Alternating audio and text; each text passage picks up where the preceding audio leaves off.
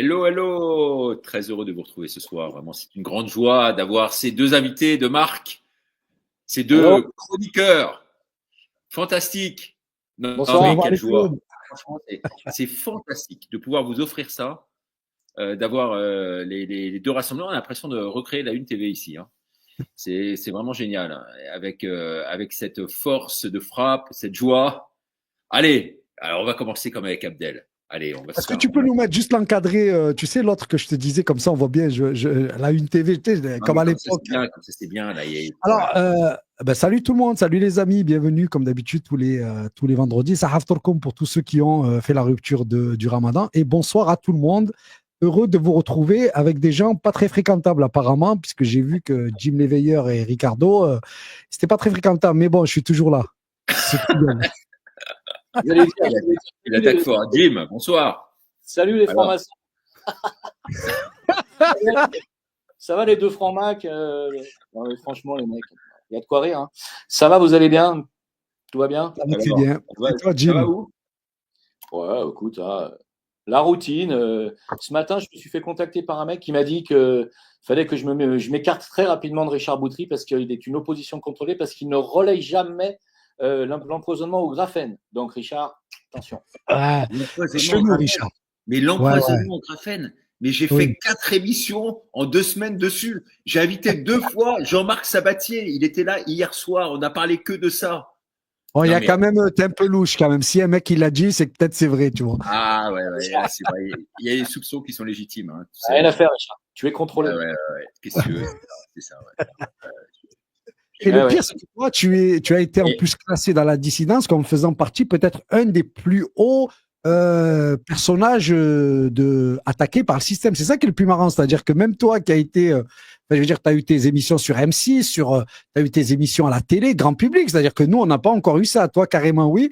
Ben, ça suffit pas aux gens. Je sais pas. Il faudrait que tu passes chez, je sais pas, peut-être aux États-Unis, BBC, peut-être. Peut-être. Hey, tu l'entends bien, Abdel, ou c'est moi, ma liaison qui est pas bonne? Non, moi j'entends très bien. Ah merde, alors je dois avoir un problème technique encore ce soir. J'entends étonnant. J'entends un mot sur 2. C'est pas évident d'animer une émission comme ça. Bon, écoutez, regardez quand on se balade en France ce qu'on voit. Regardez, ça c'est génial.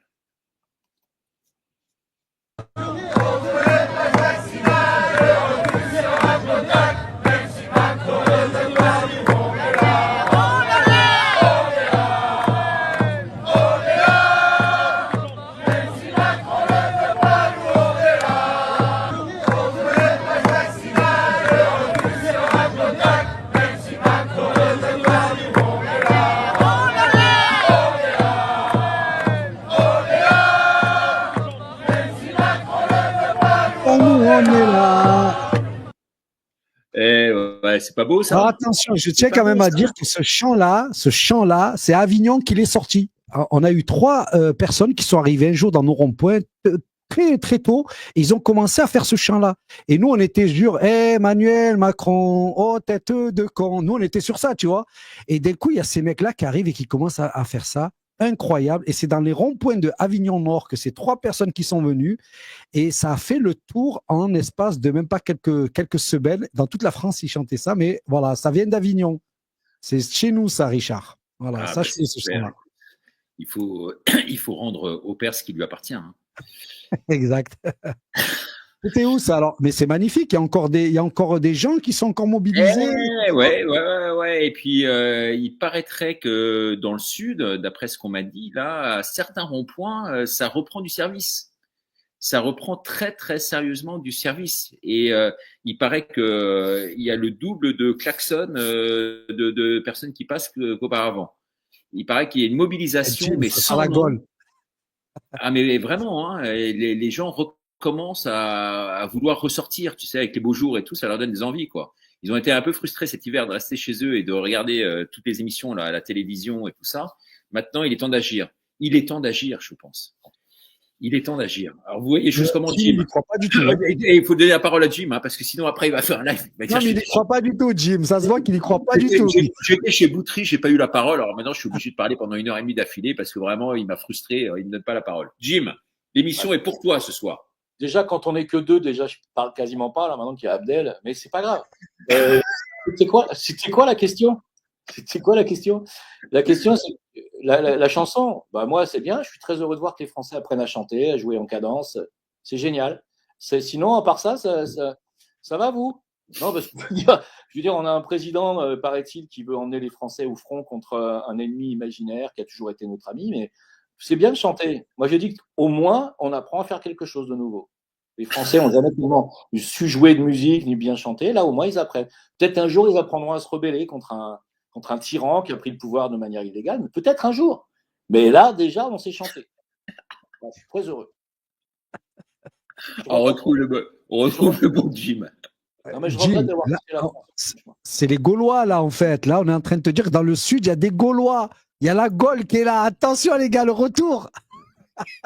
Ouais, d'accord, ok. C'est ça. Admettons. Mais moi, je n'ai jamais été aussi heureux d'avoir quitté la France, en fait. Donc, je sais, je me fais traiter de traître. Mais moi, je suis très, très heureux d'être loin de tout ça, je vous assure. Pourtant, je suis Bon, moi, je ne vais chanteur. pas dire que je suis heureux d'avoir été expulsé, mais quand même, au Maroc, on n'est pas si mal. On n'est pas si mal au Maroc. Ouais. Ouais, tu crois pas que la proximité de Macron avec le roi peut faire que s'il y a quoi que ce soit, ils viennent te chercher. Alors toi, t'es marocain d'origine. Ouais. Ah bah alors là, c'est plus que possible maintenant. Non, mais ce que je veux dire, c'est que tu vas pas faire le chemin inverse. Ils t'ont expulsé, ils vont pas te faire revenir maintenant. Mais pour Jim, par exemple, Jim, il risque rien d'après toi là-bas? En fait, nous, on a compris avec Jim qu'ici, on est très bien. On ne parle pas du royaume, mais par contre, le reste, c'est vachement libre. Au Maroc, tu peux parler de tout. Hein. Tu ne parles pas du royaume, mais tout le reste, tu peux parler. Moi, en tout cas, j'ai parlé de tout le reste. D'accord. C'est vrai, Jim. Bah non, mais au moins, c'est clair, parce qu'en France, c'est des hypocrites. Ils te font croire que tu peux parler de tout, et dès que tu parles de Macron ou de quoi que ce soit, ils viennent te chercher. Les hypocrites. C'est ça, c'est que nous, on peut parler de Brigitte ici, on n'en a rien à foutre. Par contre, toi, Richard, je suis pas certain. Hein, voilà. Ouais, bon, vous êtes sympas, les mecs. Hein. Vous me laissez comme ça, seul dans mon coin. Non, mais la vérité. À prendre tous les risques. Remarque, je suis habitué depuis le temps. Hein. Je sais sur qui je peux compter. Hein. Voilà. Et en plus, chez moi, il y aura toujours une place. Vous êtes chez moi ce soir, c'est moi qui suis propriétaire de cette chaîne. Ah, t'imagines? Putain, je vais quand même faire attention à ce que vous dites. Je vais quand même faire attention à ce que vous dites. Hein. Tu veux qu'on parle de quoi à part les chansons? Je sais pas. Écoute, non, j'ai tout un conducteur. Alors on va déjà parler. On va déjà parler. C'est base de la discussion parce que je bosse quand même, l'air de rien. Hein. Avec la minute du jour, parce que vous en allez apprendre de belles sur les derniers chiffres qui viennent de paraître, qui sont officiels, qui sont les chiffres de l'INSEE. Alors regardez un peu cette minute parce que c'est quand même vachement intéressant, je pense. Et puis après, on va pouvoir décortiquer domaine par domaine. Donc il faudrait vraiment que vous écoutiez. Hein. Jim, je compte sur toi. Hein. Ouais, bah attends. Vous savez que Macron aujourd'hui a déclaré la guerre à la Russie tout simplement pour faire comme Zelensky, c'est-à-dire pouvoir annuler dans 2 ans les élections sous couvert et au seul prétexte qu'il y a une guerre. Donc rester au pouvoir et remettre les élections à plus tard. Aujourd'hui, il n'y a pas d'autre solution que de prendre les devants et de s'en débarrasser. Je viens de recevoir des chiffres qui sont absolument alarmants dans tous les domaines, vous montrant donc la chute totale du pays depuis que Macron est arrivé au pouvoir. La natalité en France par femme en 2017 était de 1,88. Elle est aujourd'hui de 1,62. On voit très bien que l'effet Covid a joué, la vaccination a donc altéré complètement les cycles menstruels des femmes et donc a freiné toute naissance depuis lors. Il faut savoir également que le wokisme a joué un effet déplorable, on ne sait plus qui homme n'est femme, et tout le reste.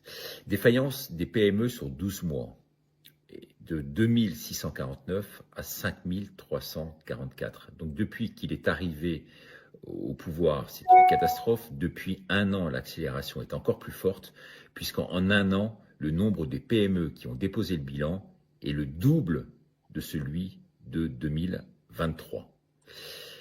Les défaillances d'entreprises, donc les grosses entreprises, on est passé de 50 529 en 2017 à 65 699 en 2024. Donc les grosses entreprises n'ont plus les moyens de pouvoir survivre. Aujourd'hui aussi, elles éclatent en vol. La dette publique de 2218 à 2017, 2218 milliards à 3303 milliards. Vous imaginez la dette publique? Le déficit public, idem, est passé de 59 milliards de dollars à 156 milliards de dollars. 59 à 156. Il a pris 100 points, le déficit public, depuis l'arrivée de la Macronie. La balance commerciale, moins 62 à moins 98. Donc on perd encore à ce niveau-là. La contribution à l'Union européenne, ce qui est très intéressant, de 17,9 milliards d'euros en 2017, c'est bien en euros, je ne sais pas si j'ai dit en dollars précédemment, mais à 24,3, 17 à 24. C'est-à-dire que la France contribue à l'Union européenne financièrement avec l'argent déjà qu'on n'a pas, mais en plus cet argent ne nous revient pas. Je ne sais pas si vous voyez un peu le truc. La production manufacturière, elle est passée de 11% du PIB à 9% du PIB. L'écart de taux entre la France et l'Allemagne sur 10 ans est passé de 51 à 82. L'Allemagne qui, pourtant, aujourd'hui connaît des troubles, malheureusement pour nous, l'Allemagne nous devance encore largement. Le taux d'inflation est passé de 1,3 à 1,8. Et encore, c'est un taux qui doit être pondéré par pas mal de facteurs qui font qu'aujourd'hui, il le minimise, ce taux. Le prix de l'électricité, de 0,14 à 0,25. Le prix du gaz de 5 à 14. Le nombre de titres de séjour d'asile de 362 000 à 469 000. Voilà donc un certain nombre de critères qui font qu'aujourd'hui, on est dans une impasse absolument totale. Laisser la Macronie au pouvoir, c'est tout simplement cautionner le suicide collectif de la France. Ouais, vous êtes d'accord avec ça? Suicide collectif de la France organisé là, à travers tous ces chiffres ou pas? Bien sûr. Jim. Évidemment, c'est plus c'est pas un suicide, c'est un génocide. C'est vraiment, ils sont en train de flinguer les nations et de flinguer les peuples. Ça fait depuis 2020 que je le dis, avec déjà une pandémie qui a été aujourd'hui, on le sait, fabriquée de toutes pièces par la DARPA, avec une vaccination fabriquée de toutes pièces par la DARPA, qui est le département militaire américain, qui a ensuite été imposée à Pfizer, qui sont déjà les plus grands criminels, les plus condamnés de l'histoire de l'industrie mondiale et de l'histoire humaine, et Moderna, faut pas oublier les deux. Et non, mais c'est monstrueux. On est sur de la très très haute criminalité. Et ça fait des années que je les traite de criminels. Donc aujourd'hui, c'est plus qu'un suicide. Ils nous assassinent à tout niveau, fiscalement, économiquement, bancairement, au niveau de la santé, etc. Ils nous ont forcés à faire des injections qui sont des poisons. Aujourd'hui, on voit bien, même les Japon sort des chiffres aussi. Des chiffres terribles de la surmortalité de cette année et de l'année dernière. On voit bien que ça grimpe. Voilà. Et de toute façon, moi qui suis dans la santé, vous le savez, il y a de plus en plus de gens qui sont atteints vaccinés, qui sont atteints de maladies débilitantes et de maladies très très graves, parce que cette saloperie de vaccin et même le virus révèle et fait sortir les maladies que peut-être tu n'avais qu'en potentialité, qu'auraient très bien pu ne pas sortir, mais qui finalement se révèlent quand même. Donc tu as des gens qui se retrouvent avec des charcots, avec etc., des Guillain-Barré et j'en passe, et c'est fulgurant, ça va très très vite. Donc ce sont des putains de criminels, ils ont fait exprès, le professeur Montagnier nous l'avait dit. Adèle? C'est là où, en fait, c'est là où on doit avoir la maturité de comprendre que ce n'est pas Macron et qu'on parle d'agenda. C'est-à-dire que tout ce qui se passe maintenant est lié à un agenda qui est indépendant de Macron. Macron n'est que le gars sur qui on doit tous se défouler. Mais pendant ce temps-là, tu vas pas te défouler sur le reste. Et le reste, c'est tous ces gens, des Bilderberg et des familles plus hautes qui, elles, ont organisé petit à petit, la dépopulation, donc on voit que c'est réel, l'arrivée de l'électronique, de la robotique à la place des humains, donc tout ce qui est le salaire maximum, etc. Mais leur projet ne peut avoir comme aboutissement que la destruction des États. Pourquoi ? Pour la naissance du gouvernement mondial. C'est-à-dire que ce n'est pas simplement l'idée que l'on détruise la France pour la détruire, c'est l'idée qu'on arrive à cette grande réinitialisation, c'est-à-dire à ce grand chaos qui va amener la nécessité pour chacun d'entre nous pour avoir de la sécurité et pour avoir accès à de la nourriture et à certains petits droits, l'acceptation de cette élite qui se composera dans un gouvernement. Mais vous ne pouvez pas avoir un gouvernement si vous avez des États qui sont forts. Si le peuple croit en ses politiques et si les politiques répondent aux exigences du peuple, dans ce cas-là, il ne pourra jamais se faire ce gouvernement. Et donc, il faut qu'on mette des Macron et des rigolos comme lui qui viennent justement détruire. Mais ils détruisent quoi en fait? Ils détruisent toute la confiance et toute la légitimité qu'on donne à la politique. Et malheureusement, c'est ça qui va nous amener à notre perte. C'est-à-dire le fait de ne plus croire à la politique, le fait de ne plus croire que l'on peut s'organiser va amener à la désorganisation et au chaos organisé qui va amener au nouvel ordre mondial. Très belle analyse. Bravo. Abdel, chapeau. On cautionne ça à 100%. Et quand on voit que le nouveau chancelier allemand, Merz, est issu de BlackRock, on aurait tout compris. On a tout compris. Parce que sont tous les mêmes, quoi. C'est un petit groupe qui se promeut entre eux et qui trust tous les postes, quels qu'ils soient. Et effectivement, je suis d'accord avec toi, il y a une décrédibilisation complète, mais qui est voulue, justement. Et donc, de s'en prendre, comme on le fait, nous, quasiment quotidiennement, à Macron, ne sert à rien. Donc, d'après toi, Jim, tu es d'accord avec ça ou pas, avec l'analyse d'Abdel? Alors, moi, en ce qui concerne le nouvel ordre mondial, je vous le dis clairement, pour moi, on ne peut pas l'éviter. C'est impossible. On ne peut pas éviter le nouvel ordre mondial parce que le nouvel ordre mondial, c'est la technologie qui débarque, qui arrive là. Elle arrive, c'est le traçage de tout le monde, la surveillance. On ne peut pas éviter, il arrive. Il n'y a rien à faire, Abdel. Je te jure, tu ne pourras plus jamais l'éviter. Par contre, ce que veut Macron et ceux qui l'ont placé là, c'est le nouvel ordre mondial du deep state, c'est-à-dire le nouvel ordre mondial de ceux qui ont été plus ou moins dégagés par la clique à Trump et celle qui fait la guerre à Poutine.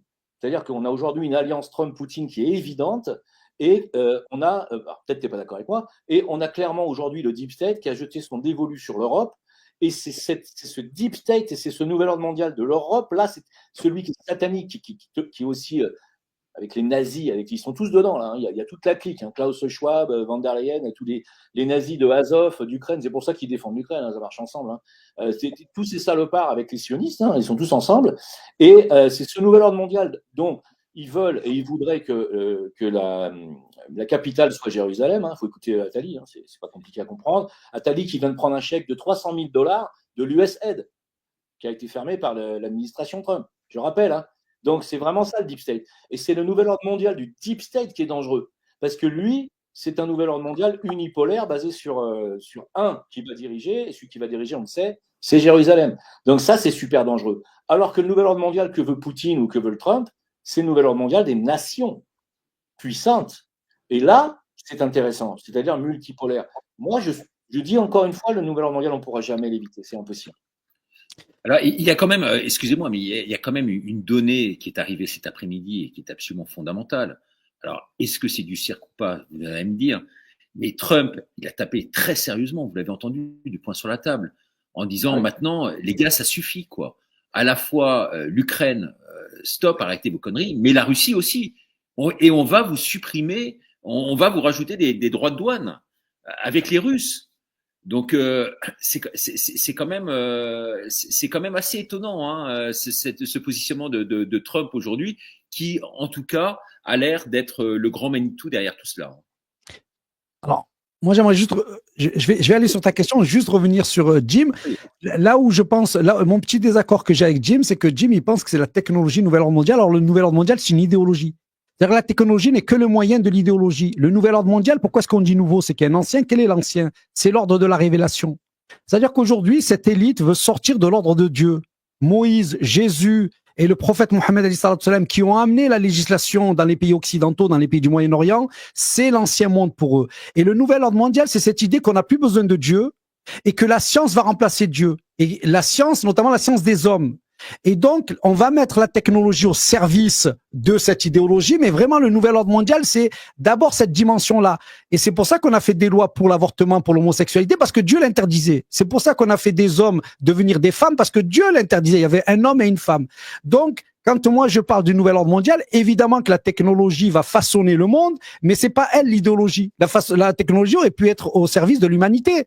Parce que grâce à la technologie, on peut soigner des gens, on peut faire des super trucs. Mais là, cette technologie, elle va être utilisée par cette idéologie messianique et c'est là qui en fait quelque chose de très satanique.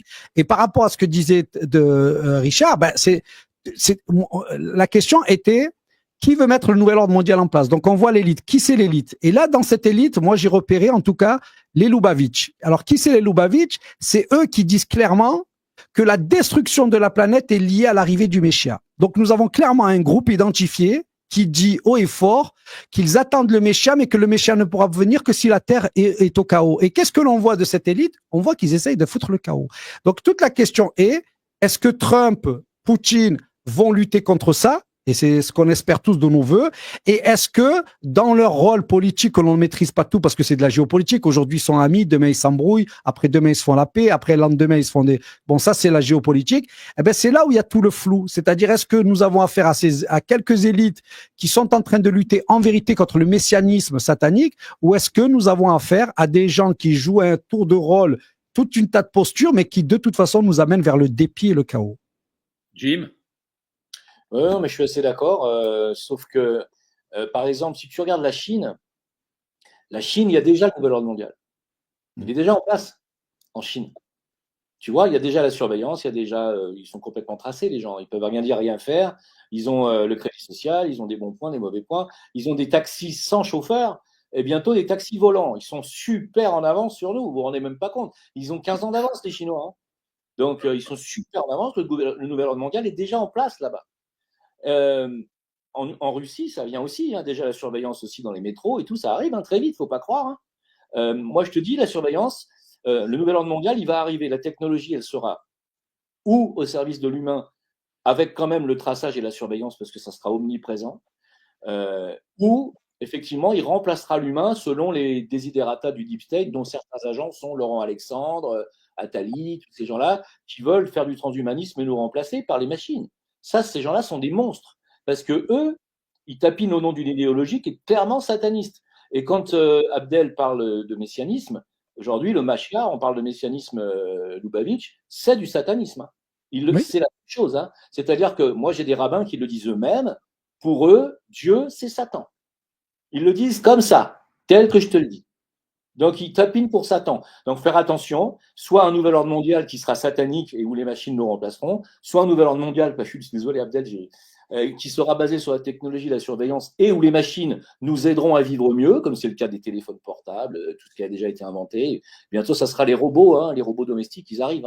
Hein. Eh bien, c'est pas forcément mauvais si, bien entendu, cette technologie nous aide à vivre mieux. Je vois pas où est le problème, mais on sera tracé. Le problème, c'est ça, c'est le traçage, il arrive. Tu ne pourras pas vivre mieux ce qui a décrété, enfin pour les croyants, en tout cas pour le monothéisme, c'est Dieu qui a régi la vie et la mort. Donc c'est pas à nous de régir notre vie, notre mort. Donc déjà le concept de créer notre vie, notamment l'utilisation du génome par la vaccination, c'est ce concept-là, c'est-à-dire qu'on devienne nos propres dieux. C'est ce que disait l'Homo Deus. Et en fait, c'est là le problème, c'est que la Chine, pourquoi est-ce qu'elle était déjà dans le nouvel ordre mondial? Pas parce qu'elle surveillait les gens. Les caméras partout, c'est pas ça qui fait que vous êtes dans le nouvel ordre mondial. Ce qui fait que dans le nouvel ordre mondial, c'est quand vous n'avez plus de société dans laquelle Dieu est la référence. C'est ça le nouvel. Sinon, c'est pas le nouvel, c'est l'ancien. Donc la Chine, ça fait très longtemps qu'elle a enlevé Dieu. D'ailleurs, le système communiste était un système créé par cette élite, et le système communiste porte en lui-même le satanisme le plus complet. C'est ça le pire. Et c'est pour ça que les Chinois n'ont rien de communiste, puisqu'il n'y a pas plus capitaliste qu'eux. Mais ils ont enlevé la notion de Dieu. Et comme il n'y a plus de Dieu, ben c'est eux les maîtres en la matière de tout. Donc ils surveillent tout, ils contrôlent tout parce qu'ils jouent à être Dieu.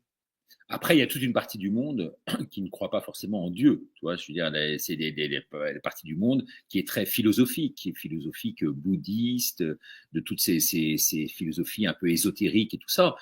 Ces gens-là, c'est pas pour autant qu'ils sont dans le nouvel ordre mondial, alors qu'ils n'ont pas Dieu en fait en eux. En fait, si, d'un point de vue de Dieu, le nouvel ordre mondial, c'est le monde où tu crois vivre sans lui. Donc, c'est déjà le monde de la perdition. Donc, ils sont dans le nouvel ordre mondial.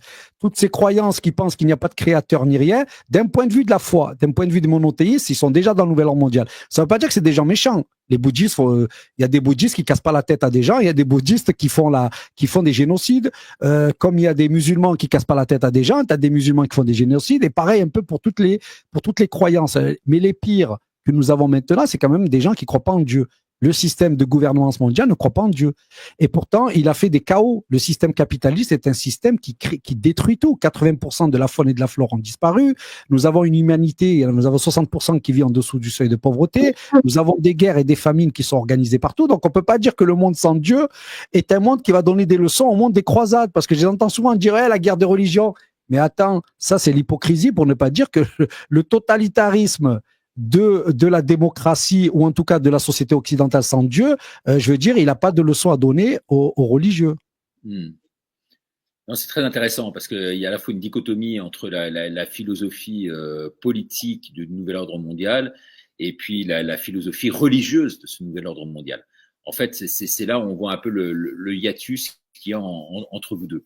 Mais je veux dire, c'est vraiment un débat absolument passionnant. Ça, je vous remercie d'être venu participer à ce débat ce soir avec la caution, figurez-vous. Alors, on est obligé de, c'est pas qu'on est obligé, c'est qu'on fait un véritable plaisir parce que tout cela est très bien repris. Je ne sais pas si vous l'avez lu dans Géopolitique profonde, les amis. Eh ouais, Géopolitique profonde qui a décidé de sponsoriser en partie cette émission et à travers la lettre confidentielle de Géopolitique profonde, dont vous pourrez retrouver les liens en fait en dessous de la vidéo.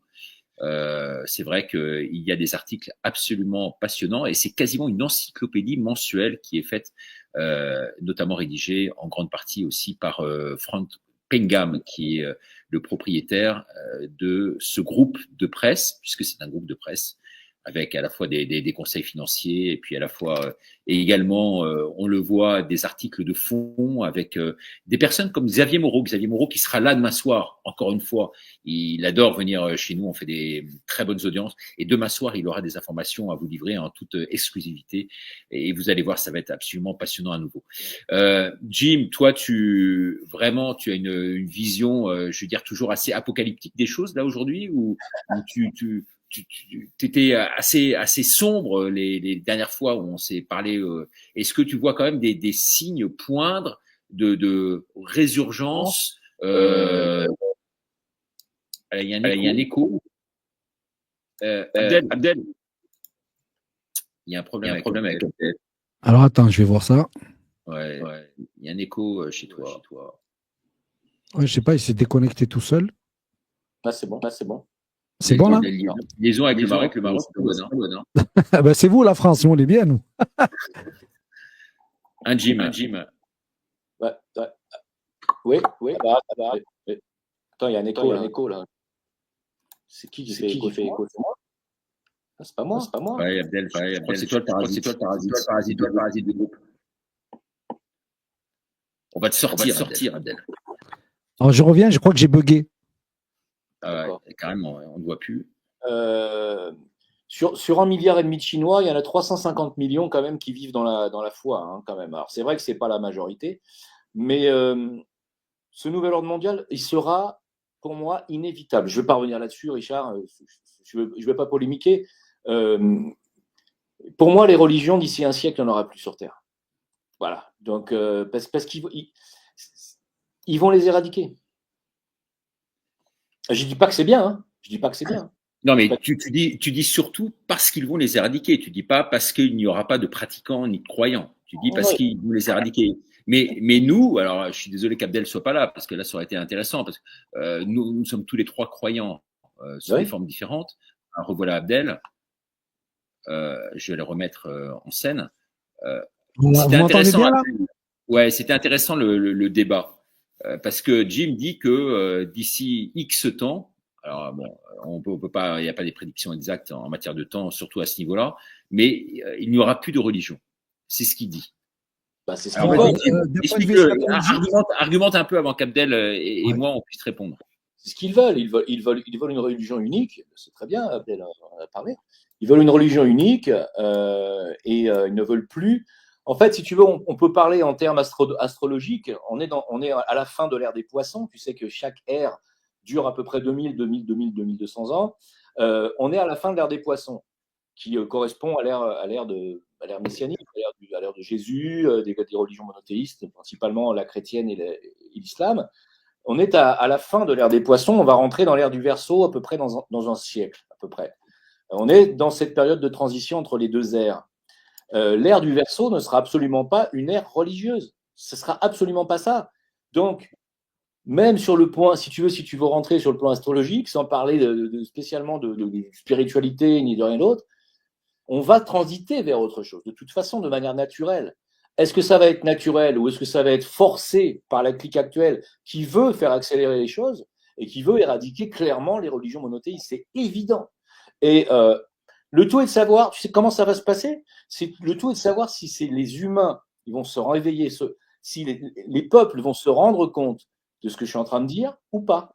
S'ils ne s'en rendent pas compte, on sera éradiqué par d'autres pandémies et des guerres. S'ils s'en rendent compte, il n'y a qu'à les arrêter par la peau du cul. Non, mais c'est clair qu'à partir du moment que dès lors qu'il y aura des robots, il y aura des avatars, alors pourquoi ne pas imaginer que les avatars et les robots puissent voter et puissent voter finalement une nouvelle constitution, un nouveau gouvernement fait de robots et d'avatars eux-mêmes. Tu vois ce que je veux dire, le délire peut aller extrêmement loin. Et donc, ils peuvent effectivement gommer. Mais nous qui sommes croyants, Abdel, comme Jim, hein, mais avec des philosophies et des religions différentes.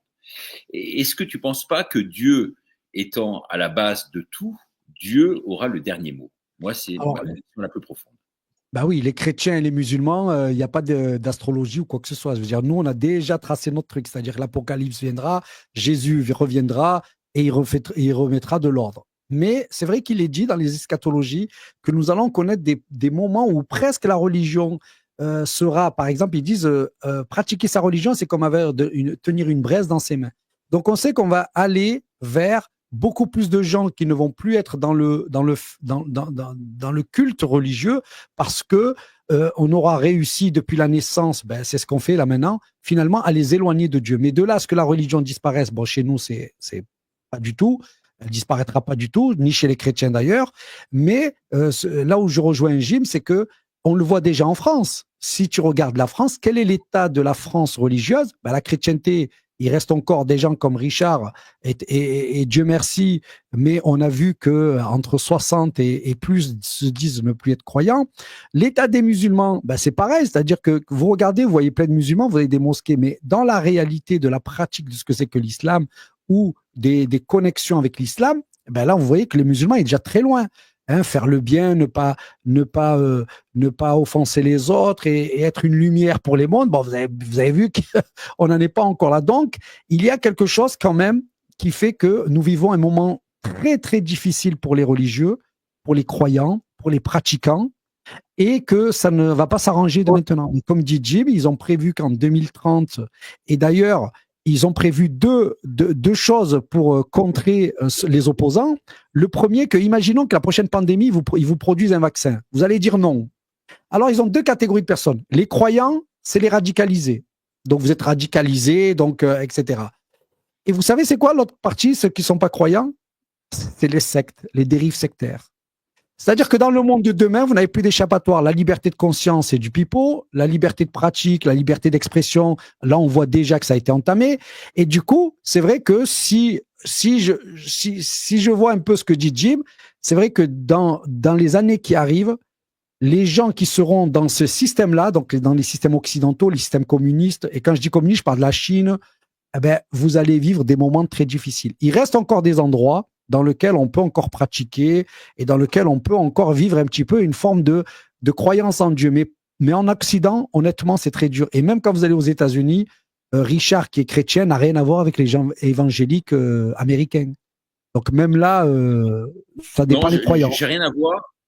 Non, mais j'ai rien à voir. Mais quand je vais, par exemple, dans des messes, dans des paroisses noires, toi, à Harlem ou autre, ce qui m'est arrivé, parce que j'ai été faire des reportages là-bas, notamment pour France Télévisions sur le cœur de demain, ce qui était très très intéressant. Et on était à Harlem et avec toute l'équipe. Et c'est vrai qu'on allait dans les messes là-bas, et c'était des messes absolument évangéliques et absolument magnifiques, quoi. Magnifiques. Mais ça chante. Honnêtement, tu ne peux pas, même non croyant, ne pas être touché. Franchement, tu te dis, il se passe quelque chose. C'est la ferveur. Il y a une telle ferveur, il y a un tel engouement, il y a de tels chants. Si tu veux, on est quasiment en transe, quoi. On est bien loin de certaines messes, mais et par ailleurs, quand tu vas, par exemple, dans des messes, ce qui a été mon cas récemment où j'ai été à Lourdes, un pèlerinage qui était organisé, pèlerinage de la résistance, par Céline, que je salue, je pense qu'elle me regarde ce soir. Et on était là-bas, donc il y avait du monde, et on est tombé ce week-end-là sur les messes traditionnelles, donc préconciliaires, si tu veux, Saint-Pie V à Saint-Pie X, où là, je veux dire, là pour le coup, il y a très peu de chants, il n'y a pas un mot. Je veux dire, en revanche, le sermon, il est fantastique. Toi, et vraiment, là, il y a une autre ferveur, mais d'un quasiment antinomique. C'est plus chrétien, ça. On peut dire que c'est plus chrétien. Voilà. Ça c'est chrétien, mais sous une autre forme, si tu veux. Oui. Une forme qui n'est pas reconnue par le pape à l'heure actuelle. tu vois, par exemple. C'est que la majorité, c'est une bonne chose. Alors, si le pape le reconnaît pas, c'est que c'est une bonne chose. Alors, Jim. C'est très étrange parce que la majorité des chrétiens en Afrique chantent, célèbrent, dansent. Ouais. La majorité des chrétiens d'Asie, et particulièrement les Philippines, c'est pareil, ça chante, ça joue. En France, tu vas à la messe. Chaussée au mois. Non, mais c'est une tristesse. Mais c'est pas possible. Non, il faut pas dire ça. Ah non, Jim, là, je suis désolé. La messe des rameaux, tu sais, nous, on est rentrés, vous finissez le ramadan, nous, on commence le carême. La messe des rameaux, il n'y a jamais eu autant de monde cette année depuis 10 ou 15 ans. Ça, toutes les statistiques de toutes les églises de France le diront.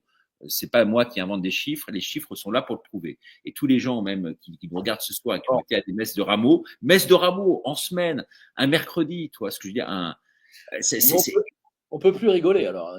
On peut plus. Mais tu peux dire ce que tu veux, Jim. On te pardonne tout. Chaussée aux moines, on pardonne tout. Ça chante aussi chez les catholiques, mais c'est vrai que c'est quand même plus solennel, honnêtement.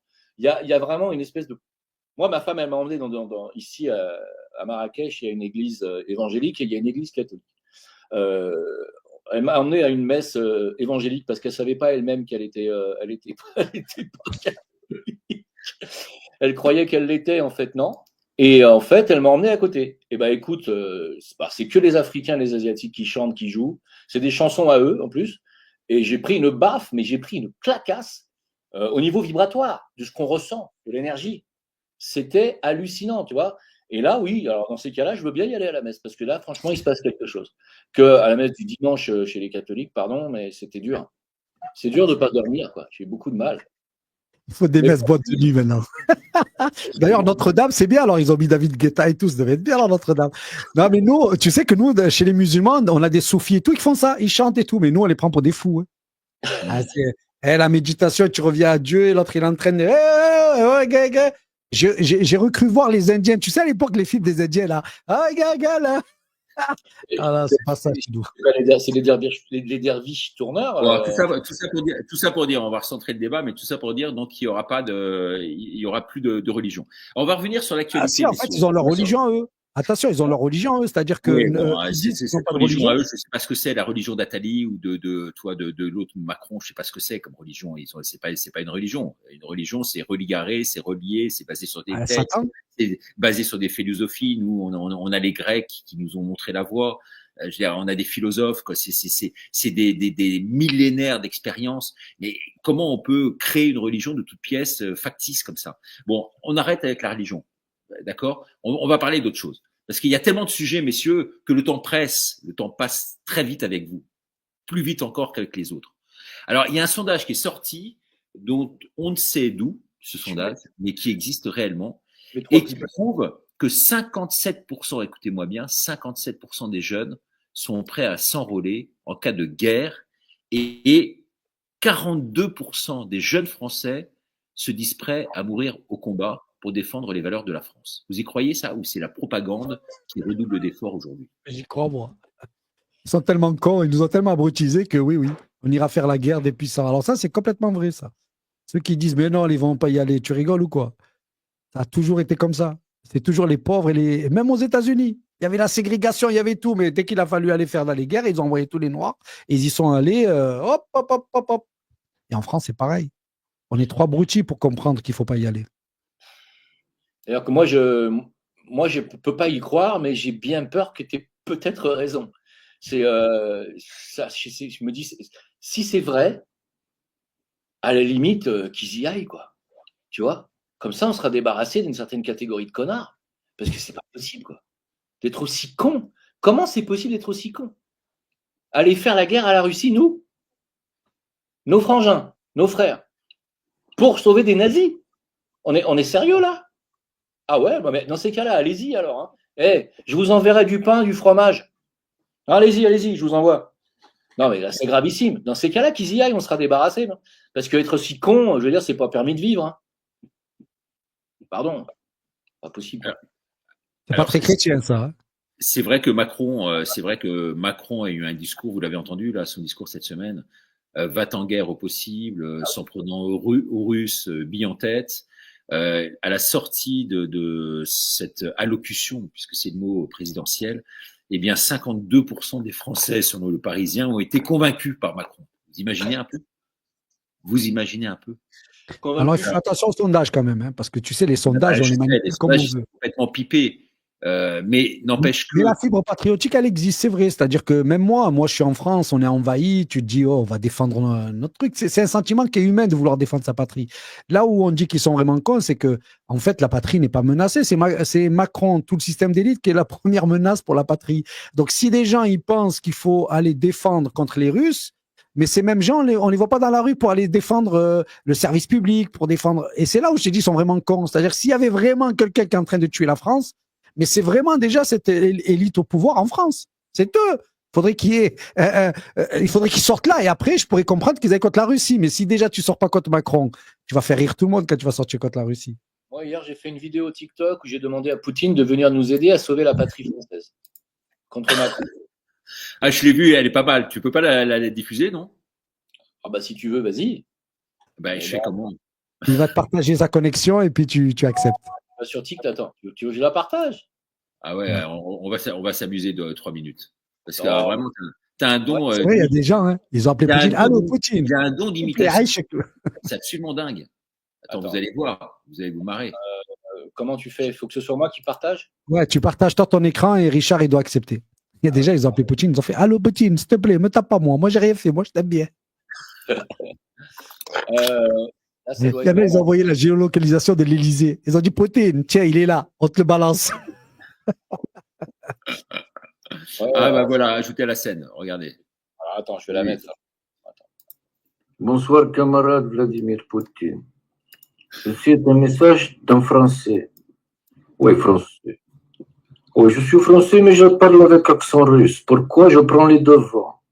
Si toi demain vouloir venir France, prendre possession France, dois savoir que nous Français, nous pas ennemis toi, nous amis toi, nous ennemis Macron.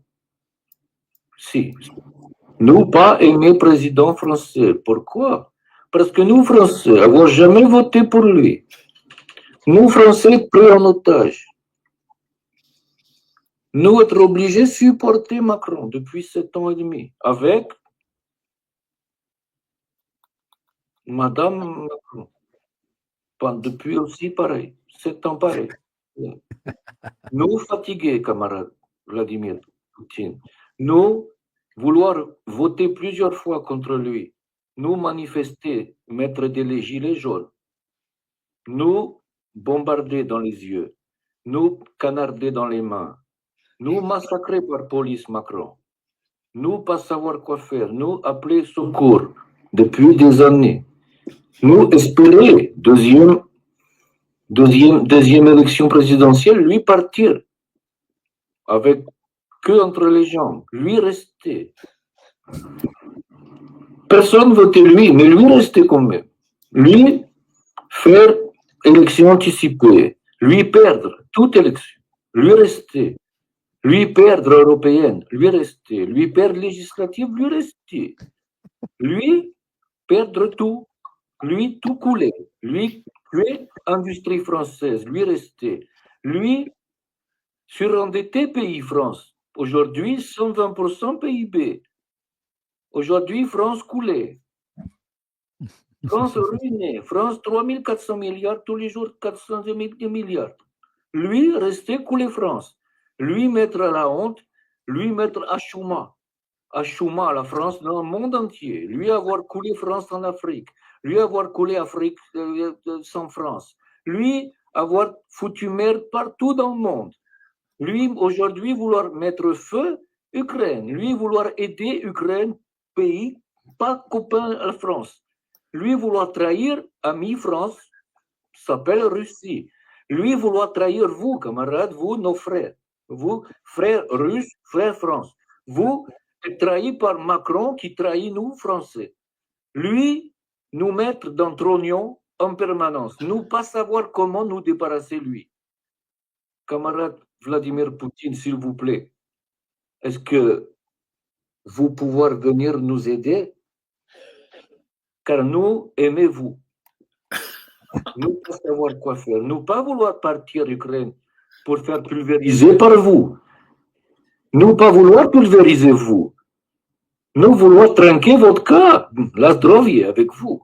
Nous pas vouloir battre avec vous. Nous vouloir chanter, jouer Tchaïkovski. Nous vouloir rester amis avec Russie. Nous pas vouloir être amis avec Zelensky. Nous pas vouloir jouer piano avec Keket.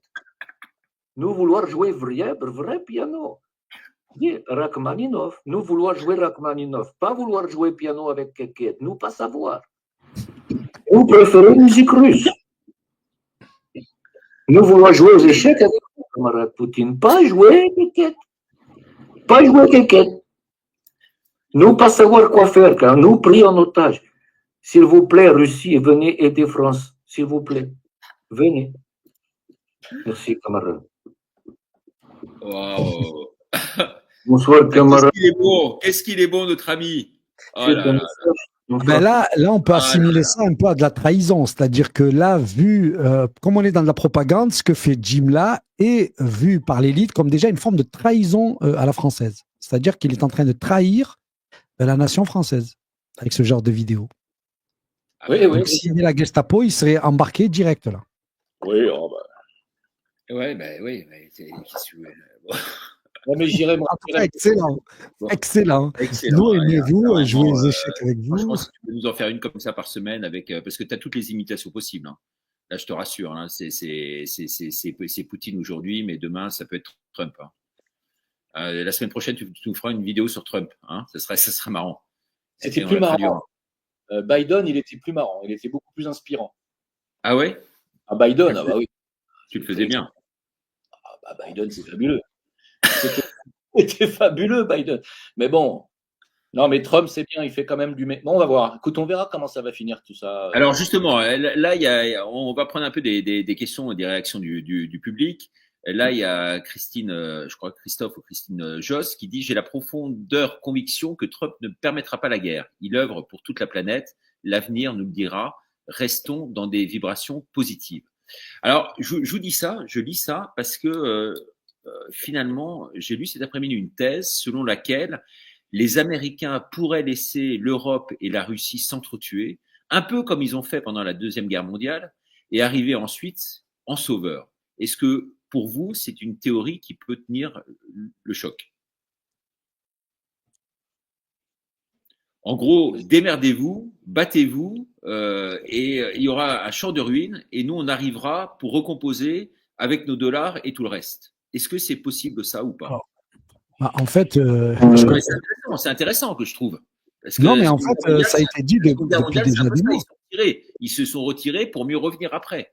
Donc, c'est un peu ça aussi. En fait, la thèse que disent beaucoup les gens, c'est que c'est les Américains qui veulent détruire l'Europe. C'est eux. Donc, c'est eux qui ont tout intérêt à organiser ce chaos. Et c'est eux qui ont intérêt à ce que l'Europe aille mettre tout son argent dans une guerre qu'ils ne gagneront jamais, dans un armement qui servira à rien pour l'Ukraine, et qui ont intérêt à faire écrouler le marché, notamment pour aller chercher le secours des Américains. Donc, c'est pas du tout, je veux dire, c'est pas une thèse qui est nouvelle. Les Américains veulent détruire l'Europe, comme eux qui l'ont créée d'ailleurs. C'est eux qui ont créé l'Europe pour faire bloc justement à l'URSS à l'époque, et maintenant ils veulent le détruire parce que les Américains sont en perdition totale, et une Europe affaiblie, c'est une Amérique qui redeviendra forte. Pourquoi? Parce qu'elle reviendra jouer les Sauveurs, le plan Marshall, une deuxième fois. Attends, permettez-moi de vous dire quelque chose, mes amis. Abdel, permets-moi de te dire un truc. Tu dis c'est les Américains qui veulent détruire l'Europe. Est-ce que tu ne veux pas plutôt dire que c'est le deep state américain, Lubavitch, qui veut détruire l'Europe? Oui, en fait, ouais, je dis ça quand oui. Ah ouais, parce que l'Amérique... Moi, je parle de l'élite, en fait. C'est toujours la même, de toute façon. Exactement. Et moi, ce que je pense dans cette histoire, Richard, c'est que c'est la guerre contre Poutine, la guerre contre la Russie que veulent Macron, enfin le deep state en réalité. C'est pas la destruction de la Russie qu'ils veulent. C'est la destruction de l'Europe. Parce qu'ils sont tout à fait capables de balancer une bombe sale, soit sur une centrale nucléaire russe ou même sur Moscou, en espérant une réplique russe sur l'Europe pour la destruction de l'Europe. Parce que ce qu'ils veulent, c'est la destruction des dômes. C'est-à-dire de la chrétienté. C'est ça qu'ils veulent. Ils en ont rien à foutre de la Russie. Ouais, s'ils peuvent les affaiblir au passage et prendre un peu ce qu'il y a là-bas, c'est bien. Mais ce qu'ils veulent, c'est l'Europe. Ils veulent détruire la puissance chrétienne. Ils veulent détruire Edom. Ça, c'est le Rav Twitou qui le dit. Hein. Donc, c'est pas moi qui le dis, hein, c'est lui qui le dit. Donc, c'est pour ça qu'ils font venir de l'islamisme politique, de l'islamisme pour essayer de grignoter par le bas. Et par le haut, il y a du Lubavitch qui veut emmener l'Europe à la guerre pour qu'elle soit détruite. Parce que ce qu'ils veulent, c'est la destruction de l'Europe. Et il n'y a qu'à cette condition, selon leur dire, que le Mashiach peut débarquer. Il ne faut quand même pas oublier que c'est toujours messianique. Il y a toujours une vision, une eschatologie derrière. Ça pue, cas, hein. effectivement, il y a une recomposition du monde là, qui est quand même assez déroutante. C'est vrai que dès qu'on pense à certaines formes d'alliance, finalement, ce sont d'autres qui prennent le dessus. On a du mal à y voir clair, en fait, dans ce redessinement total géopolitique de la planète à l'heure actuelle. Alors, il y en a qui tirent, en tout cas, les marrons du feu, là, pour l'instant, sont les Chinois, qui restent quand même incroyablement silencieux par rapport à tout ce qui se passe aujourd'hui. Comment vous pouvez analyser ça, les Chinois, aujourd'hui? C'est difficile à analyser un Chinois. C'est un peu vrai. Les Chinois, contrairement au reste, n'ont jamais voulu dominer le monde par une espèce de force. Ils ont très bien compris qu'il fallait dominer le monde par le marché. Donc les Chinois, c'est les patrons du monde. Pourquoi? Parce que tout le monde a la Chine sur lui, de ses habits jusqu'à sa technologie. Donc les Chinois, ils ont besoin de rien, ils sont déjà premiers dans tout. Et les Chinois, qu'est-ce qu'ils ont fait de bien? Ils ont 1,5 milliard d'êtres humains dont ils contrôlent totalement et dont, à l'intérieur, vous avez tous ces dirigeants chinois qui vivent la super belle vie. Et eux, comme ils ne sont pas dans cet ordre mondial, eux, c'est plutôt l'ordre mondial de chez eux, ils sont tranquilles. Tu les emmerdes pas, ils t'emmerdent pas, ils en ont rien à foutre de tout. Tant que tu achètes leurs produits et tant qu'ils maintiennent cette espèce d'hégémonie. Mais quand il y avait des enfants qui se faisaient tuer à Gaza, c'est là que tu vois l'humanité où elle en est. Et c'est là que tu vois la qualité des dirigeants. Donc je repose la question. Est-ce que quelqu'un est parti sauver des êtres humains nés enfants des bombes? Non. Donc les Chinois, ça vaut pas mieux. Et franchement, le modèle chinois est un modèle vraiment... D'ailleurs que Klaus Schwab a vanté. Klaus Schwab, il a dit c'est les Chinois qui doivent... bah oui, tu m'étonnes. Mais il n'y a pas de modèle vraiment... excellent dans ce qui nous est proposé maintenant. Au contraire, c'est la soumission partout. Alors, ce qui est absolument incroyable, je pense aux Chinois, c'est que j'ai un de mes amis là, qui est sorti de prison après avoir passé quelques mois là-bas, dans un état absolument déplorable, psychologique, psychique, émotionnel. Il est ruiné partout, de tout. Et vraiment, je le salue. Je ne donne pas son nom ici ce soir parce que je ne veux pas que ça lui porte préjudice d'aucune façon. Mais en tous les cas, on pense très fort à lui parce que je sais que c'est un ardent défenseur de notre chaîne et c'est quelqu'un, en tout cas ici sur cette chaîne, qu'on aime beaucoup. Bon, il a été en prison pendant X temps et il me dit, alors, dans les populations qu'il y a là-bas sur place, il y a qu'une population qu'on ne voit absolument pas. C'est laquelle, d'après vous? Les Ouïghours. Il y a une population représentant une race, en quelque sorte, qu'on ne voit pas en prison, qui n'existe pas. Il n'y en a aucun, zéro. Ah. L'élite? Les enfants d'élite, non? L'élite. Là, c'est une bonne réponse. Tu vois, au grand oral de l'ENA, tu aurais été reçu. Hein. Là, oui, les dirigeants, tu n'as aucun dirigeant en prison. Là, il le zigouille avant. Les Chinois. Il n'y a pas de Chinois. Il n'y a pas de Chinois dans les prisons françaises. En tout cas, très très peu. Quoi. On les voit pas, ce qui est complètement dingue. Donc, ils ont une drogue sous la tête. Peut-être que ça aide à pas bouger. Donc, soit ils se comportent extrêmement. Mais Richard, je me permets de dire un truc, Richard. Moi, je suis parisien. Je ne sais pas si tu es parisien, je ne sais pas si vous êtes de Paris. Moi, je suis parisien, région parisienne. Quand on a vu débarquer dans le 13e arrondissement, je ne sais plus combien de Chinois et d'Asiatiques, et puis maintenant le 14e, on s'est dit, oulala, ça va partir en délinquance, machin. Quand il y a beaucoup de gens qui arrivent comme ça dans un endroit, c'est compliqué. Il n'y a jamais eu de délinquance dans le 13e ni le 14e par les Chinois. Ils ont fait des commerces, du textile, des restos chinois. Ils ont racheté tout le sentier aux Juifs. Ils ont bouffé tout le textile. Hein. C'est plus les Juifs qui tiennent le textile dans le sentier, c'est les Chinois. Ils ont dégagé tout le monde par le boulot. Non, mais tu sais ce qu'ils tiennent? Tu sais ce qu'ils tiennent aujourd'hui? Bah ouais, mais- À Paris, ce qui est absolument incroyable. Je veux dire, ils ont racheté tous les bars tabac de Paris. Bah voilà. Tous les bars tabac de Paris. Alors, je ne sais pas dans les autres villes. On en voit également dans les villes de province, hein, où je vais régulièrement. Mais On en appelle ça- tous les cas, à Paris, les bars tabac, c'est eux maintenant qui tiennent ça. Et avec plus de froideur qu'avant, forcément, parce qu'il y a moins de chaleur humaine qui peut se dégager, il y a moins de dialogue, il y a moins de discussion avec le barman et tout, forcément. Mais tu vois, quand tu prends un petit noir le matin, c'est sûr que c'est les Chinois qui te servent maintenant à Paris. Ils sont partout, mais ils se tiennent très bien. Et ça, on peut pas leur reprocher ça. Hein. Ben, c'est là où je suis pas d'accord, justement. Quand vous dites qu'ils se tiennent très bien, en fait, c'est faux. Il n'y a pas plus alignés que des gens que tu ne vois pas. C'est-à-dire le fait qu'ils soient que dans le travail, c'est les plus grands abrutis de la planète. C'est-à-dire que toute leur vie, c'est le travail, etc.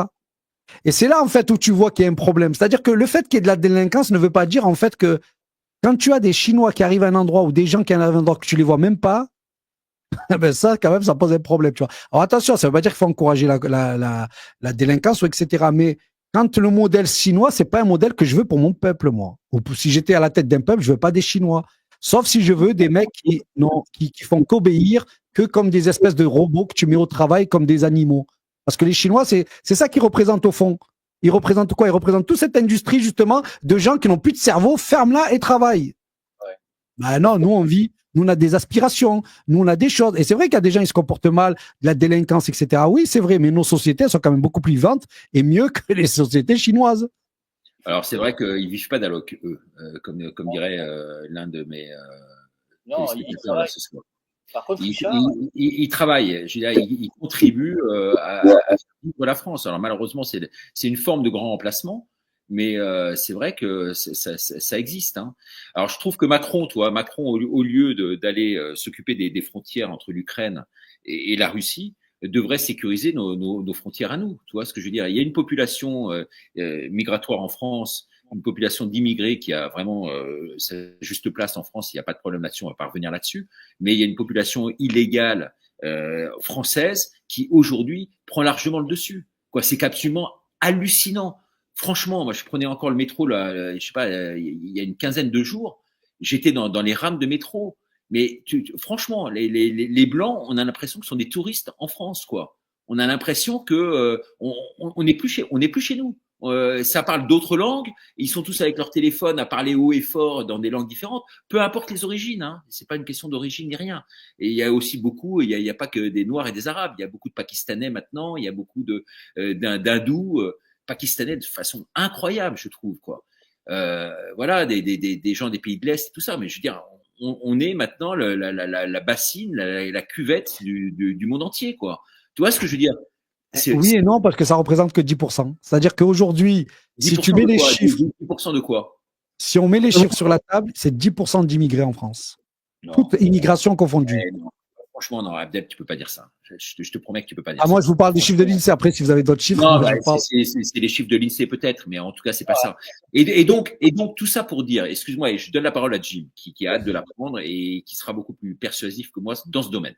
Mais je trouve, je sais pas si vous êtes d'accord, hein, vous pourrez me dire, que aujourd'hui, les discours de Macron, par exemple, qui s'adressent à la France, avec une population qui, pour moi, n'est pas de 10%, mais de 35%. 35%. Pour moi, il y a 35% minimum de personnes en France qui sont là, qui touchent les allocations, qui sont arrivés parce qu'ils sont des conjoints d'eux et qui viennent en France et qu'on leur donne X avantages et tout ça, de toute nature, financiers, bancaires, on leur donne des appartements, on leur fait des trucs, regroupement familial et compagnie. Bon, ces gens-là, malheureusement, ils seront amenés à voter un jour ou l'autre. Ces gens-là, ils ne comprennent rien de ce que peut leur dire Macron à la télévision le soir. Tu vois ce que je veux dire? Donc, il y a déjà 35% d'une population française complètement ignorante du fait même de la nation française. Je veux dire, pour arriver à changer les choses aujourd'hui, mais ça va être d'une difficulté, mais sans nom. Vous comprenez ou pas ce que je veux dire?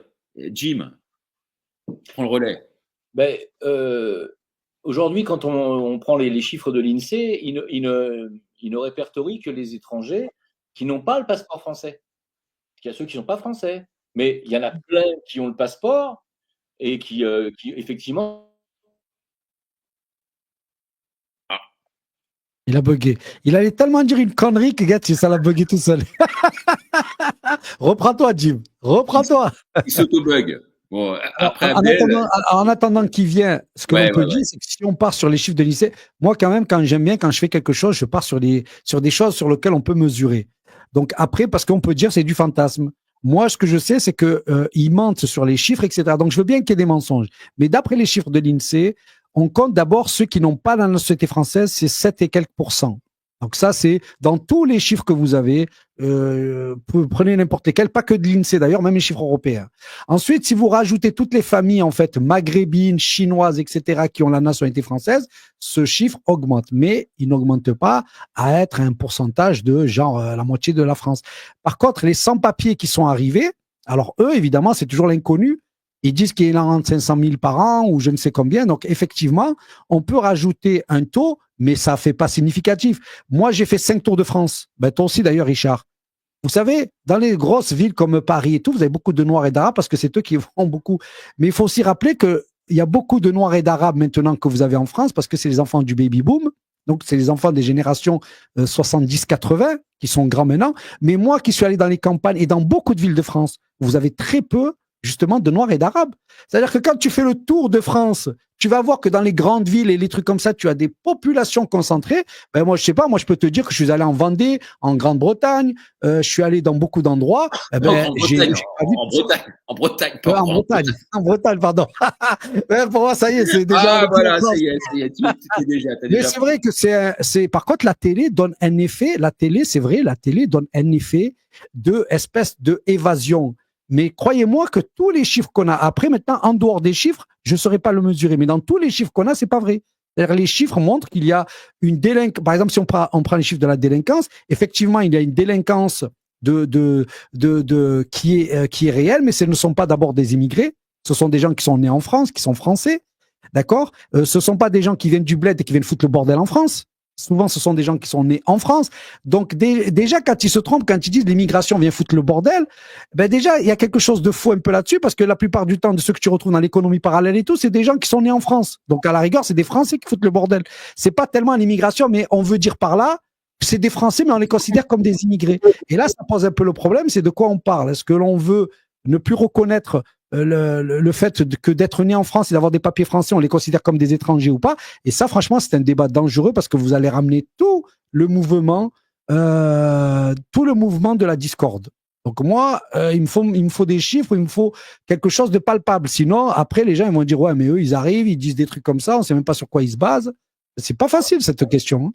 Ouais, c'est pas facile, mais j'ai été coupé, je m'excuse. Je disais simplement, aujourd'hui, ceux qu'on considère, on se trompe, parce qu'aujourd'hui, on considère comme français le mec qui est blanc. C'est une connerie. Tu peux être français arabe, tu peux être français noir, tu peux être français asiatique. C'est complètement ridicule de croire que les Français sont blancs. C'est une méprise. C'est pas ça le problème, Abdel. Celui qui est français, c'est celui qui a le passeport et qui se sent français, qui se sent en corrélation avec la culture, l'histoire de France. Voilà, basta. Maintenant, il y a eu une autre étude qui est sortie qui a dit que les Français de souche ne sont plus majoritaires dans ce pays, qui sont 35%. Moi, je pense que c'est à peu près vrai. Je pense que ce soit les immigrés et issus de l'immigration avec les gauchistes, puisque ils sont immigrationnistes, vous êtes 60, je dis vous, pardon, je ne te mets pas dedans, Abdel. Ils sont 65%. Et je pense que les Français patriotes sont aujourd'hui 35%, ils sont minoritaires. Et d'ailleurs, c'est à peu près le score du RN quand tu regardes bien. C'est 35. C'est à peu près ça. Et donc aujourd'hui, bah oui, effectivement, les patriotes en France, quelle que soit leur couleur de peau, sont minoritaires. Et ça, c'est triste, parce que ça veut dire que c'est la fin de la nation. Quand il n'y a plus de peuple uni autour de la nation, il n'y a plus de nation. Ça fait. Non, mais je vais te dire un truc. Je veux dire, quand tu vas au Maroc, je dirais, dans tous les villages, dans toutes les villes marocaines, tu vois des touristes, tu vois tu vois des Français qui arrivent, des Belges, des Suisses, tout ça, qui arrivent. Mais je veux dire, l'emprise sur place, la connotation, elle est marocaine. Quand tu vas à Dakar, je suis désolé, mais tu balades dans les rues de Dakar, tu n'as pas l'impression d'être à Paris. Tu vois tout de suite la différence.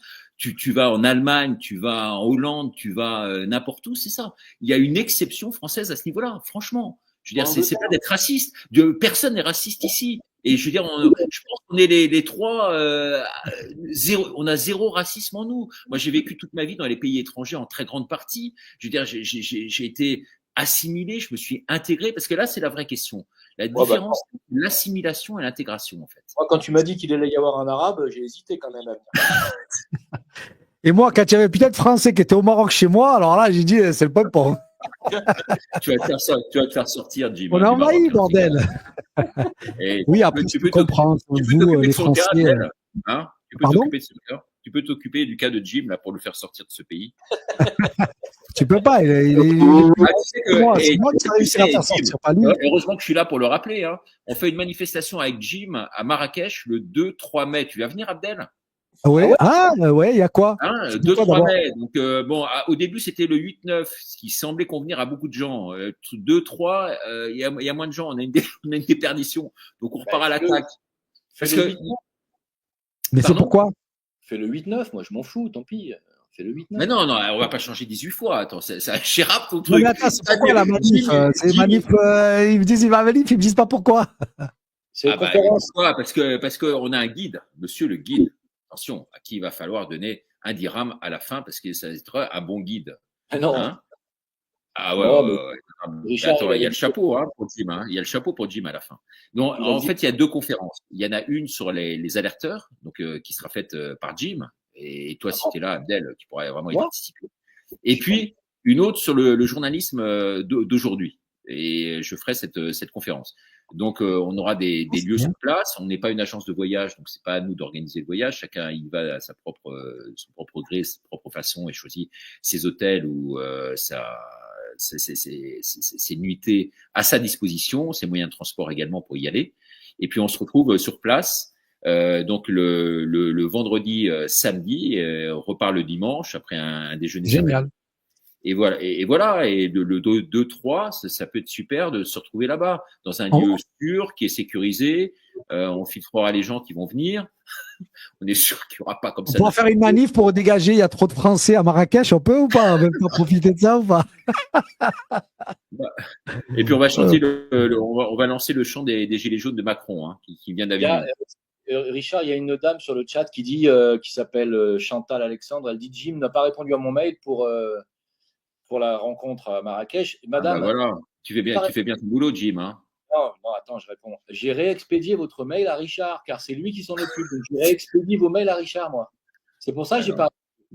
J'ai répondu, je crois, à toutes les personnes qui étaient censées venir et qui me demandaient des précisions sur les modalités de notre accueil. On va pas passer toute la soirée là-dessus parce que ceux qui ne veulent pas. J'ai cru qu'il allait dire j'ai envoyé le mail à Abdel pour qu'il vous réponde. Ouais, c'est ça. Elle est sympa, Jim. Avec le travail qui est le mien aujourd'hui, on me surcharge de travail en plus, t'imagines? Non, mais je fais ça de gaieté de cœur parce que c'est une idée commune qu'on a eue avec Jim. Ça me fera très plaisir. Alors, Abdel, on se connaît, on s'est vu sur les manifs à Paris, c'était super sympa. Et Jim, en fait, on ne se voit que par vidéo interposée, donc ça va être sympa de pouvoir se confronter là-bas sur place, pas uniquement d'un point de vue médiatique, mais également ni journalistique, ni sur le fond, mais également tennistique, puisqu'on va faire un match de tennis. Il a un bon niveau de tennis, et donc on va pouvoir faire un petit match. Si vous me demandez d'être le ramasseur de balles, ça ferait quand même l'arabe de service, je vous le dis, faites attention. C'est 20 dirhams pour les ramasseurs. Ils sont de chez 20 dirhams la balle, je fais ça moi. Voilà, je gagne 20 pelles à la fin du match. Génial. En tout cas, vous êtes déchaînés et je crois que le public est super content de cette soirée, même si elle ne va pas s'éterniser parce qu'on est un vendredi soir et que il y en a beaucoup qui attendent la fin de l'émission pour sortir, figurez-vous. Moi, je ferai un live derrière parce que j'ai été frustré, j'ai pas eu assez la parole. Alors, vas-y. Non, je rigole. On te laisse un tunnel de 10 minutes. Jim, c'est à toi. 10 minutes. On va voir si tu tiens 10 minutes. Je voulais parler tout à l'heure par rapport aux Chinois. Je reviens 2 secondes. Il faudrait qu'un jour, Richard, on invite quand même, toi, moi ou Abdel, des gens qui viennent ou qui sont des influenceurs africains, sénégalais ou ivoiriens, ou là où il y a les Chinois qui se sont implantés et où ils les traitent. Je ne sais pas comment ils sont traités par les Chinois, les Africains, quand ils sont embauchés par les Chinois. Tu vois, pour revenir à ce que disait Abdel sur la façon de se comporter du Chinois, c'est vrai qu'on ne les voit pas en prison, mais je ne sais pas au niveau du comportement avec les Africains, on voit des vidéos tournées, c'est pas. Hein? Jim, c'est à cause de Bruce Lee. C'est à cause de Bruce Lee qu'on fait pas les beaux contre eux. Il y a le mythe Bruce Lee, c'est pour ça qu'on broche pas contre eux. C'est vrai. C'est vrai un peu. Non, mais c'est vrai. Mais c'est vrai, il faudra en inviter un de ces quatre quand même aussi des influenceurs africains. On n'en invite jamais. Hein. Ouais, il y en a des bons pourtant. Ouais. Très très bons, notamment qui traitent des États-Unis et d'autres. C'est vrai qu'on en a des très bons. Donc voilà. Alors encore, il y a quelques questions qui sont assez intéressantes là, concernant le monde d'aujourd'hui et notamment liées à ce nouvel emprunt, puisque c'est la grande question. Alors, on va passer quand même quelques minutes là-dessus. On ne peut pas ne pas évoquer ce sujet ce soir avec nos deux brillants invités. Cet emprunt, je ne sais pas comment ça va se passer. Il a lancé ça, Macron, comme ça, comme une bouée à la mer, en disant que il va se relancer dans des plans d'investissement sans nom, alors qu'on sait que les caisses sont vides, on sait qu'en Europe, on n'a pas d'argent, et on sait qu'il faut faire très très vite et débloquer de cet argent. Cet argent va venir d'où? Abdel? Rothschild. En fait, le grand emprunt, c'est comme ça qu'on a dégagé le roi. Comment est-ce qu'on a pu dégager un roi? On l'a endetté. Et comme on l'a endetté, on était obligé de faire des mesures pour résorber la dette. Et c'est là que Turgot et toute sa clique. D'ailleurs, je crois que tu reçois Marion Sigaud dimanche. Ouais. La dette a toujours été le moyen de détruire un État. Donc, plus on doit des sous aux gens et moins on a de souveraineté, c'est connu. Donc, en fait, le dilemme qui était là, c'est est-ce qu'on va prendre l'argent des épargnes des Français ou est-ce qu'on va l'emprunt? Si on le prend de l'épargne des épargnes des Français, forcément, il va y avoir une gronde, etc. Mais quelque part, on est encore souverain. Ils vont même pas prendre l'argent parce que dans les épargnes françaises, dans les banques françaises, il y a 3 000 milliards. Ils vont pas le chercher là-dedans parce qu'ils veulent que tu aies une dette de 600 000 milliards. Comme ça, ce que tu as dans les banques ne serviront à rien. Donc, pour l'instant, la France est encore un pays qui a une certaine souveraineté. Pourquoi? Parce qu'elle a encore de l'argent et elle a encore tout un tas de savoir-faire. Donc, qu'est-ce qu'il faut faire? Il faut encore continuer à bousiller la France. Et pour ça, il faut qu'elle soit endettée plus que ce qu'il y a dans les épargnes françaises. Donc là, ce que l'on va faire, c'est simple. On va aller faire des grands emprunts. On va récolter encore des milliards. Ça a été le Covid, le prétexte pour faire 700 milliards. Maintenant, le prétexte, ça sera pour l'armement, pour l'Ukraine, pour tout le bordel. Mais vous verrez que les services juridiques seront de plus en plus pourris. Vous verrez que tout va continuer à se dégringoler. Et c'est là où tu te dis, on a emprunté de l'argent pour faire des autoroutes, ils ont vendu des autoroutes. On emprunte de l'argent pour faire des choses, c'est les riches qui les prennent. Et encore une fois, ils vont nous rejouer le même coup. Mais comme en France, on n'a pas la mémoire longue et comme on n'a plus de gens capables de nous montrer un petit peu cette historique qui nous permettrait de dire, ah non, attends, eh bien, ils vont réussir encore leur coup à nous endetter encore plus. Ok, ça, c'est bien vu. Jim? Bah oui, de toute façon, plus tu mets les gens sous endettement et plus tu les mets en esclavage et tu les mets sous ton joug. Voilà, donc qu'est-ce qui va se passer? Il va se passer que vous allez être encore plus tributaire du Deep State et des Rothschild et du Banque Centrale, et puis vous êtes foutus. De toute façon, vous êtes déjà foutus. Je vous dis juste une petite parenthèse, il y a l'armée turque qui vient d'entrer en Syrie. Je vous dis juste ça là maintenant. Voilà. Mais c'est tout. Le but du jeu, c'est d'esclavagiser bancairement l'humain. Et c'est pour ça que d'ailleurs ils font la gueule à Poutine et qu'ils veulent absolument le déglinguer. Poutine les a foutus dehors à coups de pompe dans le cul avec leur système d'endettement. C'est pas compliqué à comprendre. Hein. Si tu veux savoir quel est le pays où il va faire bon vivre, tu regardes le pays emmerdé par le Deep State. C'est celui où il n'y a pas de dette. Là où il n'y a pas de dette, il n'y a pas de Rothschild. Quand il n'y a pas de Rothschild, il fait bon vivre. Voilà, c'est pas compliqué. C'est simple. Hein. Ouais. Je rappellerai à ceux qui n'ont pas vu, quand Hitler a pris le pouvoir, Première Guerre mondiale, il est humilié, ils doivent payer des sommes astronomiques à tout le monde. Qu'est-ce qu'il arrive? Il vire tous les banquiers, il recrée sa monnaie. En l'espace de 5 ans, c'était devenu le pays le plus puissant d'Europe, voire même, ils ont été obligés de le freiner à l'échelle mondiale. Qu'est-ce qu'il a fait? Il a juste viré tous les banquiers, même si on sait qu'il y a eu des accords entre certains et lui. Mais en tout cas, il a viré les banquiers, il a renationalisé, il a redonné du crédit. Donc nous, en France, pourquoi ils veulent surtout pas que tu sortes de l'Europe? Parce que si tu fais ça, la France, elle revit. La France a un tel savoir-faire que si elle sortait rien que de l'Europe, avec ses immigrés, avec ses Noirs et ses Arabes, avec tout ce que tu veux, eh ben, elle redeviendrait une force économique et une force vraiment sur qui compter. Et c'est pour ça qu'ils ne veulent surtout pas. Et c'est pour ça que Marine Le Pen a quitté le truc. Tout à l'heure, il m'a dit, Jim, il a dit des patriotes. Et la plus grosse escroquerie, c'est Marine Le Pen quand même. Parce qu'encore le père, il disait, il faut sortir de l'Europe. Encore le père, il disait trop de noirs, trop d'arabes, il disait, il faut sortir de l'Europe, il faut sortir de leur. Et qu'est-ce qu'elle a fait, Marine Le Pen? Elle a dit, oh, il faut enlever les sans-papiers, il faut enlever ci, mais elle a complètement adhéré à toute la logique franc-maçon, sioniste et mondialiste. Donc franchement, le Front National, c'est certainement le patriotisme, c'est juste l'escroquerie, j'allais dire, politique. Et c'est bien de l'avoir précisé, Abdel, parce que ça vaut d'autant plus dire que les Français patriotes qui pensent, en votant RN ou en votant Le Pen, qu'ils vont pouvoir retrouver une souveraineté, et alors, en réalité, on sait très bien qu'ils se font berner, eh bien, ça va d'autant plus dans le sens quand je dis que les Français sont foutus. Parce qu'en réalité, il n'y a pas de parti patriote en France, à part peut-être Philippot, peut-être Asselineau, mais ils sont tellement… Voilà. Mais il n'y en a pas. Donc, en fait, en réalité, les Français sont foutus. La France est foutue. Voilà, elle est foutue. Moi, je le dis, hein, je suis désolé de le redire, mais pardon, mais c'est ce que je pense. Voilà. J'ai un mec que j'aime bien quand même, De Villepin. Je ne sais pas ce que vous en pensez, vous, mais au moins De Villepin, même si on ne sait pas vraiment, mais dans toutes les prises de position qu'il a prises d'un point de vue moral, j'allais dire, au moins il a la classe.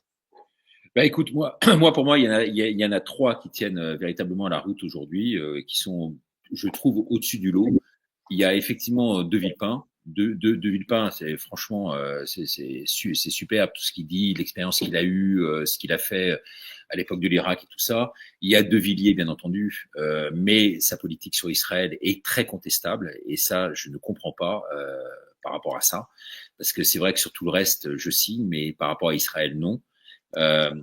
Bon, après, c'est sûr que c'est Bolloré qui lui a redonné une deuxième vie, donc je crois qu'il lui s'est gré, et donc par rapport à ça, il a en tout cas des prises de position qui sont extrêmement contestables par rapport à Israël aujourd'hui, et ça, moi, je ne cautionne absolument pas. Mais sur le reste, sur tout le reste, je veux dire sur 95% de ses visions, de sa politique, de son engagement en tant que chrétien, de son intelligence, de sa culture, de son brio, de tout ce qu'il a fait en tant que ministre de la culture, je veux dire, c'est quand même, et tout le reste, et puis surtout, je veux dire, ce qu'il a fait au Puy du Fou, quoi. Je veux dire, c'est monstrueux, c'est incroyable, c'est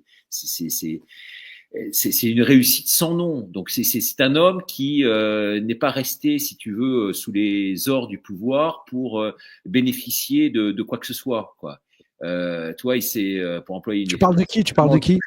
De Villiers. Oui, mais après De Villiers, tu as dit 3, il y a De Villiers. Ah, le troisième, alors il est venu sur notre chaîne cette semaine, je l'ai découvert et je l'ai trouvé absolument génial, cet homme.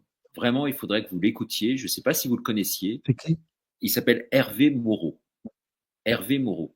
C'est un ex-gendarme Saint-Cyrien qui a accédé à des hauts niveaux, qui aurait dû aujourd'hui être général, en tout cas colonel de gendarmerie, qui n'a pas été, sûrement parce qu'il n'est pas franc-mac, qui s'est lancé dans la politique à brûle-pourpoint, sans financement.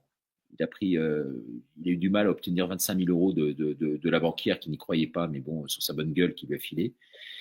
Qui a monté le parti qui s'appelle Notre Nation, qui est un type extrêmement ouvert, qui est très assertif, qui est un très bon communicant, et qui est un type qui vraiment, je trouve, intellectuellement est au-dessus du lot aujourd'hui. Au-dessus du lot, je dis bien. Et vraiment, il a un brio chez lui. En plus, il est très sympa, il est très humain, il est… Voilà. Après, voilà, c'est sûr qu'à un temps, alors pour répondre à une question de quelqu'un qui me dit « Mais pourquoi t'en veux à Juvin Brunet ?» Moi, j'en veux pas à Juvin Brunet. J'ai toujours milité pour lui, je l'ai dit 18 fois, je vais pas revenir dessus. J'ai fait des vidéos là-dessus et tout ça. Je n'ai rien contre cet homme en tant que tel. Je veux dire, c'est dans mon bouquin, Le Grand Virage 2027, j'en parle en bien dans ce bouquin-là. Voilà, dans le journaliste à abattre, pardon, le journaliste à abattre. J'en parle, je consacre en disant que voilà, mais il a fait des conneries. Je suis désolé, il a fait des conneries. On peut pas tout cautionner chez quelqu'un qu'on soutient. Quand tu fais des conneries, voilà, au niveau financier, je trouve qu'il a fait des conneries. Je trouve. Après, c'est pas à moi de dire, c'est à la justice. On va avoir la justice. Bon, bref, on n'est pas là. On n'est pas parler de lui parce qu'il a le même profil. C'est pour ça que je pensais à lui, c'est qu'il a exactement le même profil. C'est-à-dire ex-gendarme, très brillant et Saint-Cyrien. Et il se lance dans la politique. Il s'est présenté aux élections législatives, connu de nulle part, et il obtient quand même 7%. 7% comme ça, dans une circonscription extrêmement difficile. Donc maintenant, il crée son parti. Je crois en 3 semaines, il y a un raz-de-marée, là, il y a eu des milliers d'adhésions. Et on va recevoir du reste mardi son bras droit là, qui va venir chez nous, mardi, on va en parler. Mais ce type-là, peut-être, à mon avis, même si on ne croit pas en l'homme présidentiel, vous y croyez, vous, en l'homme présidentiel ou pas? Ah oui, moi j'y crois. Oui. Ah, oui. Pourquoi? Je connais la capacité du peuple à ne jamais s'organiser, à sortir la tête dans l'eau. C'est toujours des bonhommes qui ont fait la chose. Jésus, Mohammed, Moïse, l'histoire a toujours été comme ça. Ce sont des gens qui ont tiré la masse. La masse n'a jamais su sortir quelque chose. Ça, c'est l'hypocrisie de la masse. Ça. Les peuples, mais fessent les peuples, oui. Jim? La France, elle est tellement... Alors, je vais être moins positif que Abdel. La France, elle est tellement sous l'emprise d'une mafia, et elle est sous vraiment une grosse emprise mafieuse. Hein. Elle est sous une emprise maçonnique, tu le sais. Elle est sous une emprise sioniste gigantesque depuis la Révolution française. Elle est sous une emprise bancaire maintenant grâce à Pompidou, sa loi 73 Rothschild. On est sous une emprise médicale, pharmaceutique monstrueuse. On est sous une emprise sorosienne, idéologique, LGBT, wokiste, que le premier qui va débarquer en disant je suis contre tout ça, il finit en tôle direct, ou alors il se fait dégager à coups de pompe dans le cul comme Abdel, ou comme voilà, parce qu'aujourd'hui il se fait déglinguer. Même le premier qui va oser dire que Brigitte, c'est pas Brigitte, il est en danger de mort. Ce pays, il est tellement mafieux aujourd'hui. Moi, il me fait peur. Je te dis honnêtement, c'est un pays qui me fait peur. Alors, l'homme providentiel, il ne faudra pas qu'il vienne tout seul. Hein. Voilà, c'est ça. Quand je dis président, c'est pas il arrive. Mais il faut le génie de quelques-uns pour tirer la masse. C'est pas la masse qui va fabriquer des génies. C'est ça, en fait, que je voulais dire par ça. Dans une armée, tu as un général, un colonel, parce que c'est logique, sinon c'est le bordel. Nous, on avait un mouvement des Gilets jaunes, des millions de gens sans rien. Conclusion, on s'est fait détruire par une petite organisation de l'État. Parce que, vu le nombre qu'on était, aucun policier, aucune Eurogène fort, rien n'aurait pu nous arrêter si on avait un minimum de cohérence. Mais évidemment, ils ont choisi leur leader, ceux qui ne connaissaient rien, et à la fin, on a fini là où on est. En fait, si tu veux, tu sais ce qui fait le plus de mal à cette mafia? Tu dois le savoir, toi, Richard, qui est bien placé pour le savoir. C'est l'information. Plus on va informer les gens sur leur existence, et plus ils sont en danger. C'est pour ça qu'ils ont peur, qu'ils veulent censurer absolument l'information, ils veulent fermer les réseaux sociaux, ils veulent faire la guerre à Musk. Et toi-même, Richard, qui était dans les médias, tu vois bien à quel point les médias aujourd'hui sont verrouillés. Et puis bon, l'homme providentiel quand même. On a quand même 11% pour Hanouna pour les prochaines élections. Il ne faut pas oublier. Ah, il y a 11% pour Hanouna? Ouais. Non. En fait, il faudra qu'ils soient du système, quoi. C'est-à-dire qu'ils accepteront que les mecs du système. Et vous savez, parmi nous, il y a des gens en France, il y a des gens vraiment, ils vont être une source d'inspiration. C'est juste qu'on ne le sait pas. Mais il faut faire confiance aussi à des conjonctures qui fait que peut-être pour l'instant c'est très difficile, mais dans les jours à venir et surtout quand on est en période de crise, vous avez des gens qui se révèlent. Et vous avez des gens extraordinaires qui se révèlent. Et donc, moi, je ne désespère pas de ça. Je sais qu'il y a plein de gens bien, mais qui sont complètement verrouillés. Mais quand le moment et les choses se feront, eh bien, il y a des gens qui sortiront et il ne faudra pas leur dire pas de leader, pas de chi, pas de ça. Il faudra voir est-ce qu'il est capable de nous amener vers... eh bien oui, il faudra accepter, non pas d'être le toutou, parce que des fois, les gens... mais d'être structuré, organisé avec des leaderships. Et les leaderships, ça ne veut pas dire qu'on est des moutons et qu'on ne sert à rien. Mais ça veut dire chacun son rôle et chaque rôle pour chacun. Ouais. Alors, on va faire un brainstorming tous ensemble. Excuse-moi 5 minutes. Ouais. L'idée d'un sauveur, vous savez, c'est contre qui? C'est contre Jésus. Déjà, tous les gens qui disent qu'il n'y a pas de sauveur, c'est une manière de dire, parce qu'on sait que Jésus va revenir, mais on veut instituer dans la tête des gens qu'il n'y aura pas de sauveur. D'abord, c'est une idée pour nous, encore une fois, bousiller, parce que Dieu, lui, il a dit, un sauveur va venir, Jésus. Et si tout le monde commence à dire, il n'y a pas de sauveur, il n'y a pas de ci, il n'y a pas de ça, le jour où Jésus il arrive, vous allez lui cracher dessus. Faites attention à ce que vous faites. Bravo. Écoute, c'est un beau cours de catéchisme ce soir, Abdel. Tu reviendras. Et dis-moi, Abdel, tu t'es reconverti quand au christianisme? On cherche des diacres dans l'Église catholique. Écoute, le christianisme et l'islam, à bien des égards, on a on a le même Dieu, donc à bien des égards, on se comprendra et on ira ensemble. On se comprend bien, hein, c'est ce qu'on disait avec Salim Laïbi l'autre jour, en fait. Il y a vraiment des liens très, très forts qui nous unissent. Hein. Malheureusement, moins avec les Juifs aujourd'hui, alors qu'on parle de religion judéo-chrétienne, mais c'est vrai qu'on a du mal à se retrouver dans ce qu'ils représentent aujourd'hui en termes de vision internationale. On a moins d'identification vis-à-vis des Juifs aujourd'hui en tant que chrétiens que vis-à-vis des musulmans. Je trouve qu'il y a plus de passerelles à établir avec le monde musulman aujourd'hui. En tous les cas, vous voyez bien, hein, à travers les castings que l'on fait ici. Et Richard, la France n'a jamais été judéo-chrétienne, la France a été chrétienne. Ça, c'est encore le délire historique pour nous ramener le judéo-chrétien. La France était chrétienne. Grave. Oui, bon, après. Ouais, les historiens te diront ça. Les judéo en France. Qu'est-ce que vous faites de judéo? Ouais. Vous faites rien. En fait, ouais, mais bon, il faut le dire parce que sinon on va faire taper Jésus, Marie, ça, c'est quand même le monde juif derrière, toi, ce que je veux dire. Ouais, mais ils sont barrés. C'est le monde juif, ils sont barrés. Non, chrétienté, les gars, ils sont pas allés vers la religion juive. Ils ont dit, les marchands du temple, le blabla, allez hop, christianisme. Donc, c'est certainement pas judéo. Ça, c'est toute l'équipe, justement, de ces gens-là qui nous disent ça. BHL et tout, pour pas que vous oubliez. On est aussi de la partie, mais t'as jamais été de la partie, cousin. La France, elle est chrétienne. 15 siècles de chrétienté. Il n'y avait rien de judéo. Rien. Ouais, bien sûr. Et en plus, ils ont été dégagés, je ne sais pas combien de fois par les rois. En plus. Bah oui. Et la France est même plutôt antisémite. C'est-à-dire qu'elle n'aime pas les juifs. Dans son histoire, c'était plutôt on dégage les juifs. Donc, s'il y avait un mot à retenir, c'est pas la France judéo-chrétienne. Donc, il faut bien qu'on arrête un petit peu les conneries pour nous faire encore l'asservissement comme d'habitude. La France est chrétienne, mais ça leur fait chier, donc on rajoute judéo. Mais pas du tout. Bien sûr, évidemment. Elle est helléno, celto, romano, chrétienne. Ouais, oui. Il nous rajoute de l'ésotérisme là-dedans. Bon. Bah non, mais c'est vrai. Mais nous, on ne cautionne pas. En tant que chrétien, on ne cautionne pas. On a le droit d'avoir des différences. Non, mais les Celtes, c'était là. C'est sans rancune. En tout cas, il y en a un qui nous suit, qui s'appelle Doc Pascal, et alors, qui dit que tu es un déporté, Abdel. Est-ce que. Moi, je me considère comme ça, moi. Tu te considères comme déporté? Ah ben oui, moi j'ai rien fait en France. Je faisais des repas, j'ai participé en tant que citoyen. J'étais plus français que les Français. Mais moi, je savais pas que les papiers c'était aussi important. Moi, c'était le cœur et l'esprit, tu vois. Moi, j'ai grandi, j'ai liberté, égalité, fraternité, défendre la veuve et l'orphelin. J'ai cru à ces conneries, moi. J'ai cru à mes dépens. Et du coup, j'ai été, oui, déporté. Pourquoi? Parce que déjà, j'ai pas eu de procès et le peu de procès que j'ai eu, je les ai gagnés. Donc, il faut qu'on m'explique.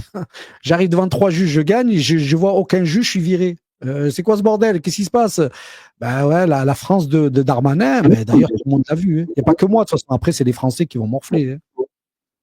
De toute façon, là, en ce moment, Abdel, sur ton live, c'est une attaque de diligence, c'est une boucherie sur tes commentaires. Il n'y a que des trolls. Mais dimanche, je vais venir sur ton live, on va les calmer. Il faut quand même que je dise un truc, c'est que j'ai été profondément outré par les attaques que vous avez subies, aussi bien toi, Abdel, que toi, Richard. Moi, j'en ai rien à foutre parce que c'est permanent. Mais franchement, je suis outré par les attaques que vous subissez, que vous avez subies, la campagne de diffamation à cause de Panamza, qui est un agent payé par les services de renseignement franco-israéliens américains. Voilà, je dis. Panamza, ceux qui relayent Panamza sont vraiment des abrutis, quoi, qui comprennent vraiment rien. Oui, il y a Mourad El Attab, il y a Soral, il y a tous ces gens qui ont expliqué très bien ça. Et on est très attaqués, mais ce qui dégoûte toujours, c'est que nous, on est là, visage découvert, on essaie de faire ce qu'on peut. Évidemment, on se trompe. Ouais, à visage découvert, comme tu dis, ouais. Alors que et ceux qui nous attaquent, on sait même pas qui c'est. J'ai fait 10 minutes là-dessus pour répondre à certaines attaques dont tous les trois ont été l'objet du reste, comme par hasard, quand ils voient effectivement les audiences qui sont les nôtres là aujourd'hui. Et forcément, les gens sont chez nous et pas chez eux. Donc c'est clair qu'il y a énormément à la fois de jalousie, il y a énormément, si tu veux, de médiocrité derrière tout cela. On sait pourquoi ils sont utilisés, ils sont instrumentalisés par le gouvernement pour venir nous torpiller. À chaque fois, c'était le cas. Souvenez-vous de la Une TV, c'était pareil à l'époque. On avait un boulevard devant nous, on s'ouvrait au monde, on avait des audiences qui éclataient et tout. Et puis au bout d'un moment, si tu veux, ils nous ont mis dans les pattes des gens qui ont fait que. Bon. Moi, je pense qu'il faut pas leur donner de tremplin, il faut pas leur donner d'auditoire à ces gens-là, il faut pas les nommer même. Il faut rester. Tu sais ce qui est marrant, c'est qu'on est passé de Darmanin qui nous attaque, de l'État, de tout en haut. quand on est arrivé sur les réseaux, putain, on s'est retrouvé avec tous les bouffons d'en bas. C'est ça qui dégoûte. Ça, c'est la chute, quoi. Putain, j'avais Caroline Fourest, j'avais Cohn-Bendit qui faisait des émissions sur moi, putain. Je me suis retrouvé avec des cassos de TikTok dans les bois. C'est quoi ce bordel? Ah, mais ça dégoûte, quoi. Putain, j'étais bien, quoi. Oh, Caroline Fourest, c'est pas rien. Tout cette clique-là, et Richard, c'est pareil, il avait tout le système, tout le truc. Je veux dire, à un moment donné, on était dans la lutte, quoi. Putain, ils nous ont renvoyés dans les réseaux, on est devenus des bouffons de la lutte, quoi. Ouais, bon, en tout cas, je vais te dire un truc, c'est que le public nous aime bien et on peut nous attaquer, nous dire n'importe quoi. Moi, nous, ça fait 5 ans que tous les jours on est à l'antenne, tous les jours on fait des émissions tous les trois, tous les jours on est sur nos réseaux respectifs, tous les jours on prend des risques qui sont énormes. Nous, on a été victime, Abdel peut-être encore plus que tout le monde puisqu'il est privé de ses enfants aujourd'hui et qui vit à distance. Il a été déporté de façon éhontée et c'est vrai qu'il en subit atrocement les conséquences. Jim, il a été aussi censuré énormément sur ses réseaux sociaux. On l'a vu encore cette semaine sur TikTok où sa chaîne a sauté. Moi, je vous dis pas tout ce que je vis et ce que j'ai pu vivre d'atroce ces derniers temps. Je sais même pas comment je fais encore pour être encore avoir le sourire et être un survivant. C'est grâce à vous, messieurs, et grâce au public. Parce que honnêtement, je veux dire, je pourrais en pleurer de cette vie qui est la mienne aujourd'hui. Mais ce n'est pas grave. Je suis pas là on n'est pas là pour se plaindre. Beaucoup de gens qui nous regardent vivent dans des situations tragiques aujourd'hui. Beaucoup de gens ont vu des gens autour d'eux perdre la vie. Beaucoup de gens ont vu autour d'eux des gens sombrer dans le misérabilisme, dans la détresse la plus totale, à tout niveau, financière, psychologique, morale. Et donc, forcément, aujourd'hui, on prend les risques et les gens qui nous regardent, qui continuent à nous voir, qui continuent plus que tout à venir nous soutenir, ces gens-là savent qui on est réellement. Ils savent qu'ils n'ont pas besoin d'aller voir des trous du cul sur des chaînes extérieures qui pendant 1h30 disent que les camps Covid n'ont pas existé et que c'est une invention purement de l'esprit. Alors, je serais un génie si j'avais créé ça de toute pièce. Mais il se trouve qu'il y avait 8 personnes. Bon, je vais pas refaire la vidéo de 10 minutes que j'ai faite, que vous avez tous vue. Mais bon, voilà, ça a bel et bien existé. J'ai été sur place, il y avait 8 personnes. Voilà. Alors, on va pas refaire tout le truc. Tout le monde ici l'a vu, la vidéo de justification. Mais c'est vrai que on est attaqué, on va continuer à l'être, et plus on l'est, à la limite, moins c'est grave. Parce que plus ça prouve qu'on a une légitimité. Si on n'existait pas, messieurs, on ne serait pas attaqué. Si on représentait rien, les gens s'en foutraient. Si on s'en prend à nous, c'est qu'on a un rôle médiatique fort, ce qui est notre cas. Et je crois qu'une émission comme ce soir, qui est excellente, on sent une dynamique, vous voyez bien, il y a une osmose entre nous, il y a une confrontation d'idées, on n'est pas d'accord sur tout, même parfois sur rien. Et pourtant, c'est une sorte de maïeutique qui aboutit avec une pensée qui est la même, avec un divergent pour y arriver. C'est ça qui est magnifique. Jim, c'est pas vrai ça? Le bon, la brute et le truand. Voilà, c'est qui le bon, c'est qui la brute? Qui est qui? Ça, c'est le jaloux parce qu'il n'a pas de cheveux. Alors là, écoute le chauve qui parle. Il n'a pas de cheveux, il commence à dire le bon, la brute. Non, mais tu sais quoi? Abdel, il est très pudique, il parle pas de lui.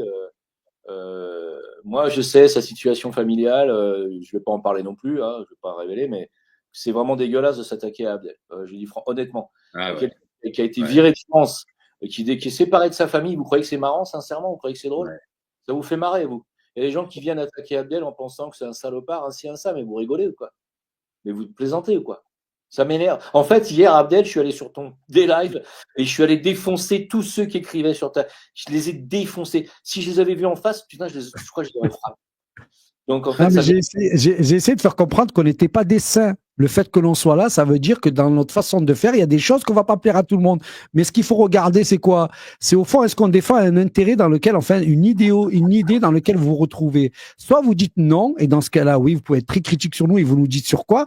Mais ici, on est contre la pédo, on est contre ces élites, on est contre ces machins. Je veux dire, qu'est-ce qu'on peut nous reprocher? Après, j'entends les critiques, il est dans une forêt, mais attendez, regardez le combat qu'on a mené depuis le début, regardez, on a tiré sur Richard, Jim Léveilleur, c'est quand même quelqu'un qui touche des milliers de personnes sur des sujets dont on voit maintenant que c'est capital, et puis nous on arrive, on est là, je veux dire, trouve-nous des défauts, je veux bien, je suis d'accord avec toi, même moi je vais te dire, t'as raison pour les défauts, mais de là à nous assimiler à des agents du mal, Et c'est ce qu'on dit, hein, franchement, Panamza, mais il est fada, lui, quoi. Je travaille pour les sionistes, putain, j'ai été viré pour ça. Et puis, depuis quand les gens qui travaillent pour des services, c'est eux qu'on attaque? On a toujours attaqué les gens qui étaient contre les services. Ou alors, on m'aurait donné des sous, on m'aurait donné une maison, on m'aurait mis bien, quoi. Nous tous, on n'est pas des gens bien, on est des gens à l'affût. On sait même pas quel va être notre avenir financier dans un mois, parce qu'on nous a privés de plein de choses. On sait pas comment. Donc, à un moment donné, il faut remettre de la. Alors, Richard, il a raison, il faut pas donner l'heure. Le problème, c'est que moi, je peux pas faire une émission sans que j'arrive et je dis, oh, Abdel, c'est un pédo. Abdel, c'est ainsi. Abdel, c'est ça. Non, mais attendez, on vous fait des vidéos de 3 secondes et on vous dit des conneries sur nous. Demandez-nous au moins. C'est incroyable. Non, mais c'est vrai que, à mon avis, quand on a un pouvoir médiatique comme le nôtre, il faut faire très attention à ce qu'on dit. C'est ça. Si toi, tu parles de toi comme tu as pu le faire, Abdel, parce que c'est à chaque fois des reprises, toi, d'émissions où tu t'es auto-caricaturé, si tu veux. Tu dis, C'est ça. Moi, je suis franc-mac et je suis fier de l'être et tout ça. Ouais. Moi, je suis pédo, j'aime bien les petites filles et je sais pas quoi. Tu vois ce que je veux dire? Il t'enlève, il te coupe ça. Toi, il te coupe cette partie-là et puis pof. Ben, c'est ce qu'ils font. Ils te le balancent, toi, les salopards, c'est leur moyen utilisé. Alors que toi, tu prenais ça en dérision en disant, voilà, moi, je suis tout sauf ça, et on sait très bien que t'es tout sauf ça, t'as jamais eu aucune attaque par rapport à ça, et ni rien, tu vois ce que je veux dire. Mais bon, c'est comme ça. Comme ça, on peut pas échapper à la critique, tu vois ce que je veux dire. Et c'est normal quand tu rentres, c'est ce que j'ai dit chez Hanouna une fois quand j'étais passé là-bas. J'ai dit quand tu rentres dans la fosse au lion, parce qu'il me disait mais comment tu fais quand j'ai montré mon livre, Le journaliste à abattre.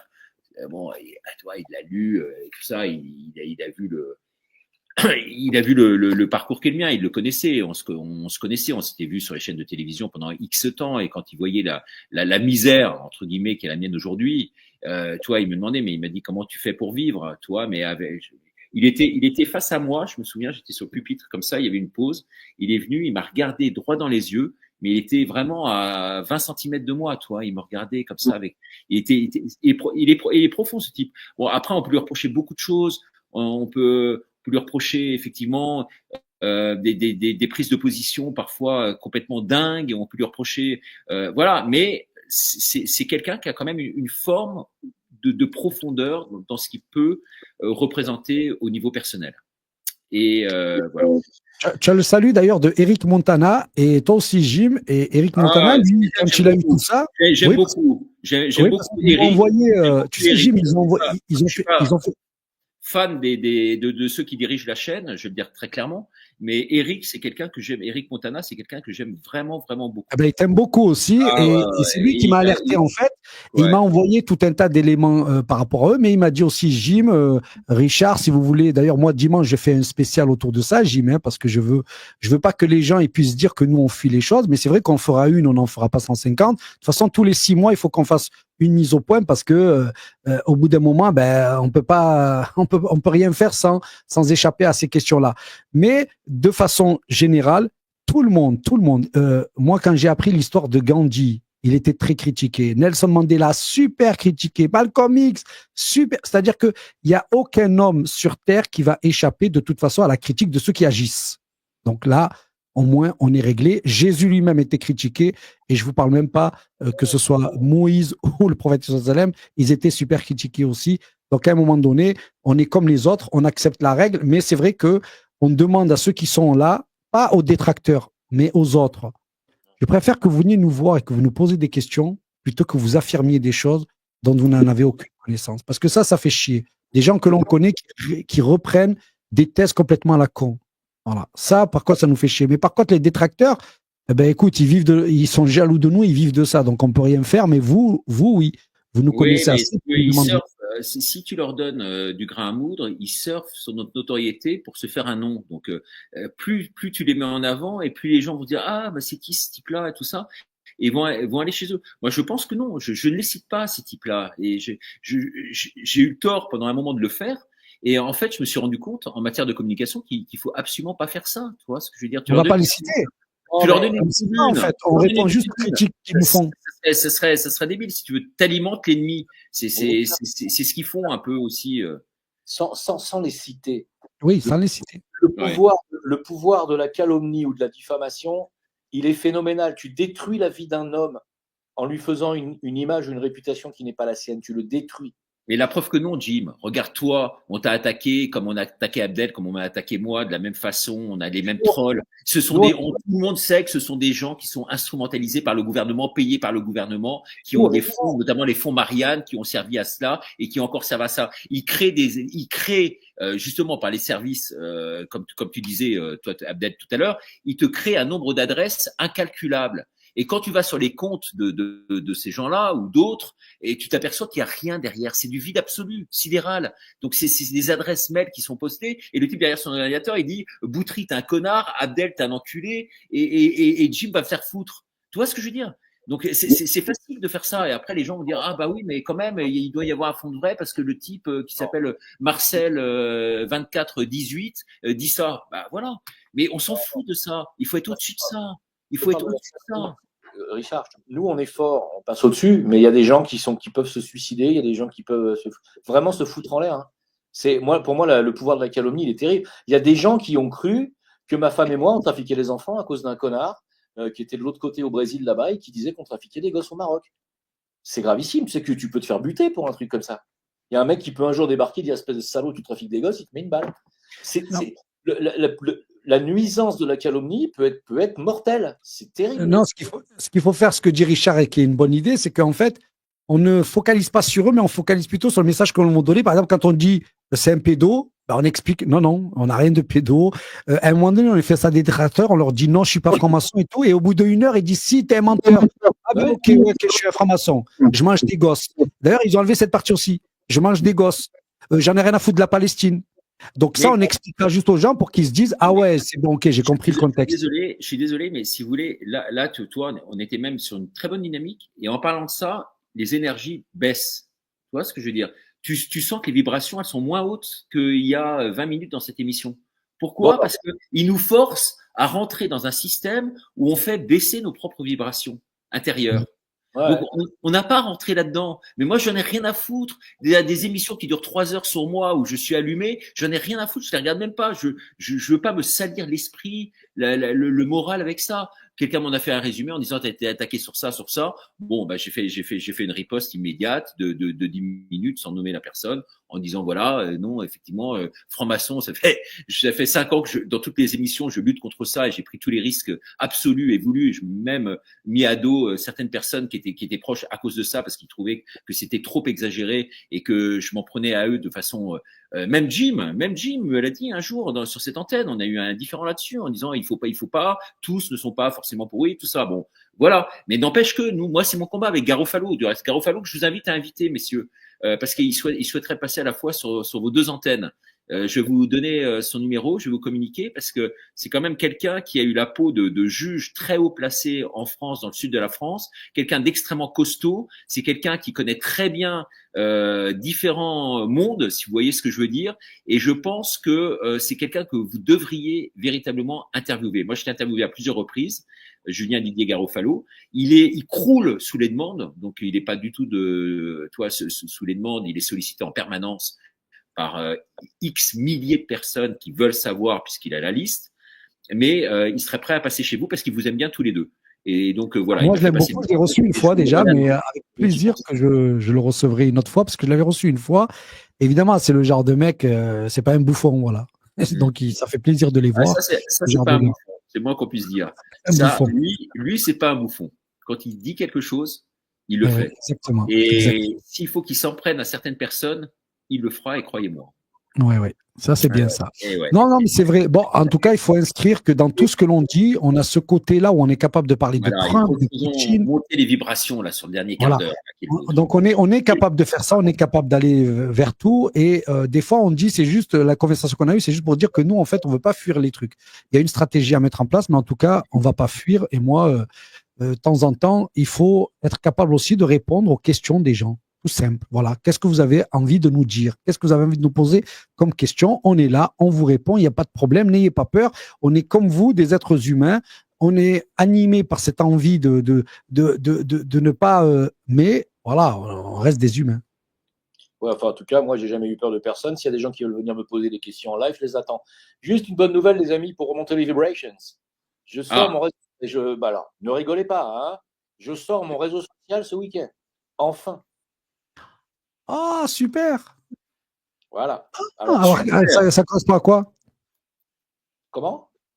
Tu peux nous en dire un peu plus sur le réseau? C'est enfin l'aboutissement de ce que je voulais faire. Je peux pas vous donner le nom. Bah ouais. Et tu vois, là, c'est un très bon exemple. On lui avait reproché, on a dit, voilà, il y a des gens qui ont donné de l'argent pour qu'il crée son réseau, il l'a pas fait, tout ça. Il a eu affaire à des gens malencontreux qui s'en sont pris directement à lui. Et ça y est, il le sort. Bravo, Jim. Super. Ouais, merci. J'ai pas abandonné, j'ai abandonné personne, j'abandonne pas les investisseurs, j'ai jamais volé rien et j'ai abouti. Alors, j'aurais voulu l'annoncer maintenant dans ton émission, le lancement, mais malheureusement, il m'a dit encore 12 heures, alors ça sera demain. Voilà, bon, c'est demain. Alors, je vous donnerai le nom demain. Voilà. Et j'espère vous y trouver, Richard, toi, Abdel, et relayer là-bas les lives, etc. Parce que au moins, il n'y aura pas de censure, ça va être moi le censeur.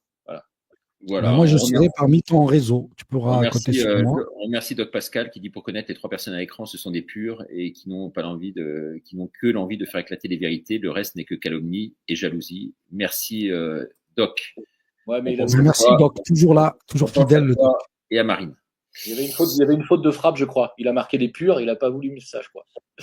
Ah ouais, mais c'est pas grave, tu sais, il écrit vite et voilà, on écrit comme ça en tapant. Bon, s'il y a une petite faute de frappe, c'est pas très grave. Voilà, Patrick Jolan, on me demande Patrick Jolan. Effectivement, Patrick, il devait venir le vendredi. Et il y a eu un petit raté la dernière fois sur une émission. Je lui ai proposé de revenir. Je pense qu'il va revenir. Il n'y a aucun souci avec lui. C'est vraiment un ami et c'est quelqu'un qu'on apprécie en tout cas énormément sur cette chaîne. Et il est chez nous. Il peut revenir absolument quand il veut. Et il n'y a aucun problème, il m'a envoyé du reste un mot extrêmement sympathique en la matière. Peut-être juste une annonce là concernant notre sponsor, hein. C'est Géopolitique Profonde. La lettre, c'est pas Géopolitique Profonde, c'est la lettre confidentielle de Géopolitique Profonde. C'est différent. C'est le magazine de Géopolitique Profonde, 84 pages, des dossiers très bien, une façon de placer votre argent aujourd'hui où effectivement c'est extrêmement difficile. Frank Pengan vous donne quelques conseils donc à la fin, et puis surtout des dossiers de fond qui sont très très intéressants. Vous pouvez retrouver donc le lien sous cette vidéo. Voilà. Sinon, demain on aura un petit mot de la fin quand même. On va pas en finir là, hein, là-dessus, sur une note. On va finir sur une note extrêmement positive de tous les trois. Alors, messieurs, quelles sont vos ambitions? Donc, toi, Jim, on aura compris. Ça sera quoi là exactement? Est-ce que tu peux revenir en détail et puis nous parler un peu aussi de tes produits, parce qu'on en a besoin. T'es thérapeute. C'est vrai que tu démultiplies les consultations, tu formes les gens, tu organises tout ça, et je pense que c'est très très important, surtout dans les temps qui courent et les temps actuels où les gens sont un peu perdus, de pouvoir aiguiller en tout cas une partie de notre public vers toi et vers tes produits. Alors vas-y. Alors merci beaucoup. D'abord oui, effectivement, je suis thérapeute. Les gens ont vraiment besoin aujourd'hui, ils sont perdus, ils sont dans un état catastrophique. Ça va aller de mal en pis puisque c'est entre la malbouffe et tout ce qu'ils avalent à longueur de journée, hein, je parle en Europe hein, particulièrement, c'est catastrophique. Et puis bon, on le sait, hein, les effets des psychoses, ça va aller vraiment de mal en pis aussi. Et effectivement, oui, grâce à la thérapeutique que j'ai apprise pendant ces années, et grâce aussi à certains compléments alimentaires, on arrive quand même, et aussi les antiparasitaires, on en avait beaucoup parlé avec M. Martini la dernière fois, on arrive quand même à relever, à nettoyer, à faire du bien, à retrouver une santé. Alors, ça dépend des personnes, ça dépend de la gravité de ce qu'ils ont, mais effectivement, on arrive à faire avancer les choses et les gens en ont vraiment besoin. C'est comme l'information. Les gens, ils sont paumés avec la désinformation qu'il y a partout dans les médias. Et ils sont aussi paumés aujourd'hui avec les thérapeutiques qui sont celles de leur toubib, hein, qui leur donnent des médocs, avec des effets secondaires. En veux-tu, en voilà. Plus ils prennent des médicaments, plus ils ont des effets secondaires, on s'en sort plus. Ils n'en peuvent plus, les gens. Au bout de 20 ans, 30 ans de médicaments, ils veulent sortir de là, ils s'aperçoivent. Voilà, donc s'ils veulent essayer une autre thérapeutique et retrouver le chemin un petit peu de la santé, de la nature, bah, ils peuvent me contacter sur mon email, hein, jimleveilleur@gmail.com, me demander soit une visio, soit effectivement venir participer à mes formations aussi. La prochaine formation, c'est 11, 12, 13 avril. Et au mois de mai, il y en a une aussi. Voilà. C'est tout. Ce que je pourrais vous dire de plus. T'as une formation pour pousser les cheveux? Comme ça, on va plus en Turquie. Ouais, alors les cheveux, Abdel a essayé mes produits. Il était chauve à la base. C'est pas faux. À la base. C'est pas mal, celle-là. Moi, je dirais, écoutez, c'est toujours pareil. Bon, il y a tout ce qu'il faut faire de terre à terre, mais moi, je suis dans l'esprit, je l'ai compris depuis longtemps. Donc, moi, la première chose que je dirais aux chrétiens, aux musulmans, aux juifs, en tout cas aux monothéistes, c'est qu'il faut absolument revenir à Dieu, puisque de toute façon, le salut se trouvera, si ce n'est dans ce monde, dans l'autre, mais il faut faire déjà le travail. Et pour tout le reste qui sont pas croyants, il y a quelque chose qui s'appelle l'universalisme. L'universalisme, c'est cette dimension de Dieu sans lui. C'est-à-dire au fond que l'humanité doit vivre en paix et qu'il doit y avoir entre nous une concorde, une fraternité et quelque chose qui va vers la paix et non vers ce qui veut notre destruction. Donc, que l'on soit croyant ou pas croyant, de toute façon, c'est le combat de l'esprit et c'est dans l'esprit que tout va se coordonner. Si déjà dans nos têtes, on retrouve une dimension de dignité qu'ils nous ont fait croire qu'on a perdu ou qu'on n'a plus, eh bien, on sera déjà plus apte à faire face à tout le monde dans ce monde-là ou dans l'autre. Et donc, moi, je réinvite tout le monde, pendant ces périodes troubles, à revenir vers ce qui est unique et qui nous lâchera pas, Dieu pour les croyants et l'universalisme pour les autres. Ouais, j'ai envie de rajouter la dernière phrase. N'ayez pas peur, faites ce que vous avez à faire. N'ayez pas peur, vous allez tous mourir de toute façon.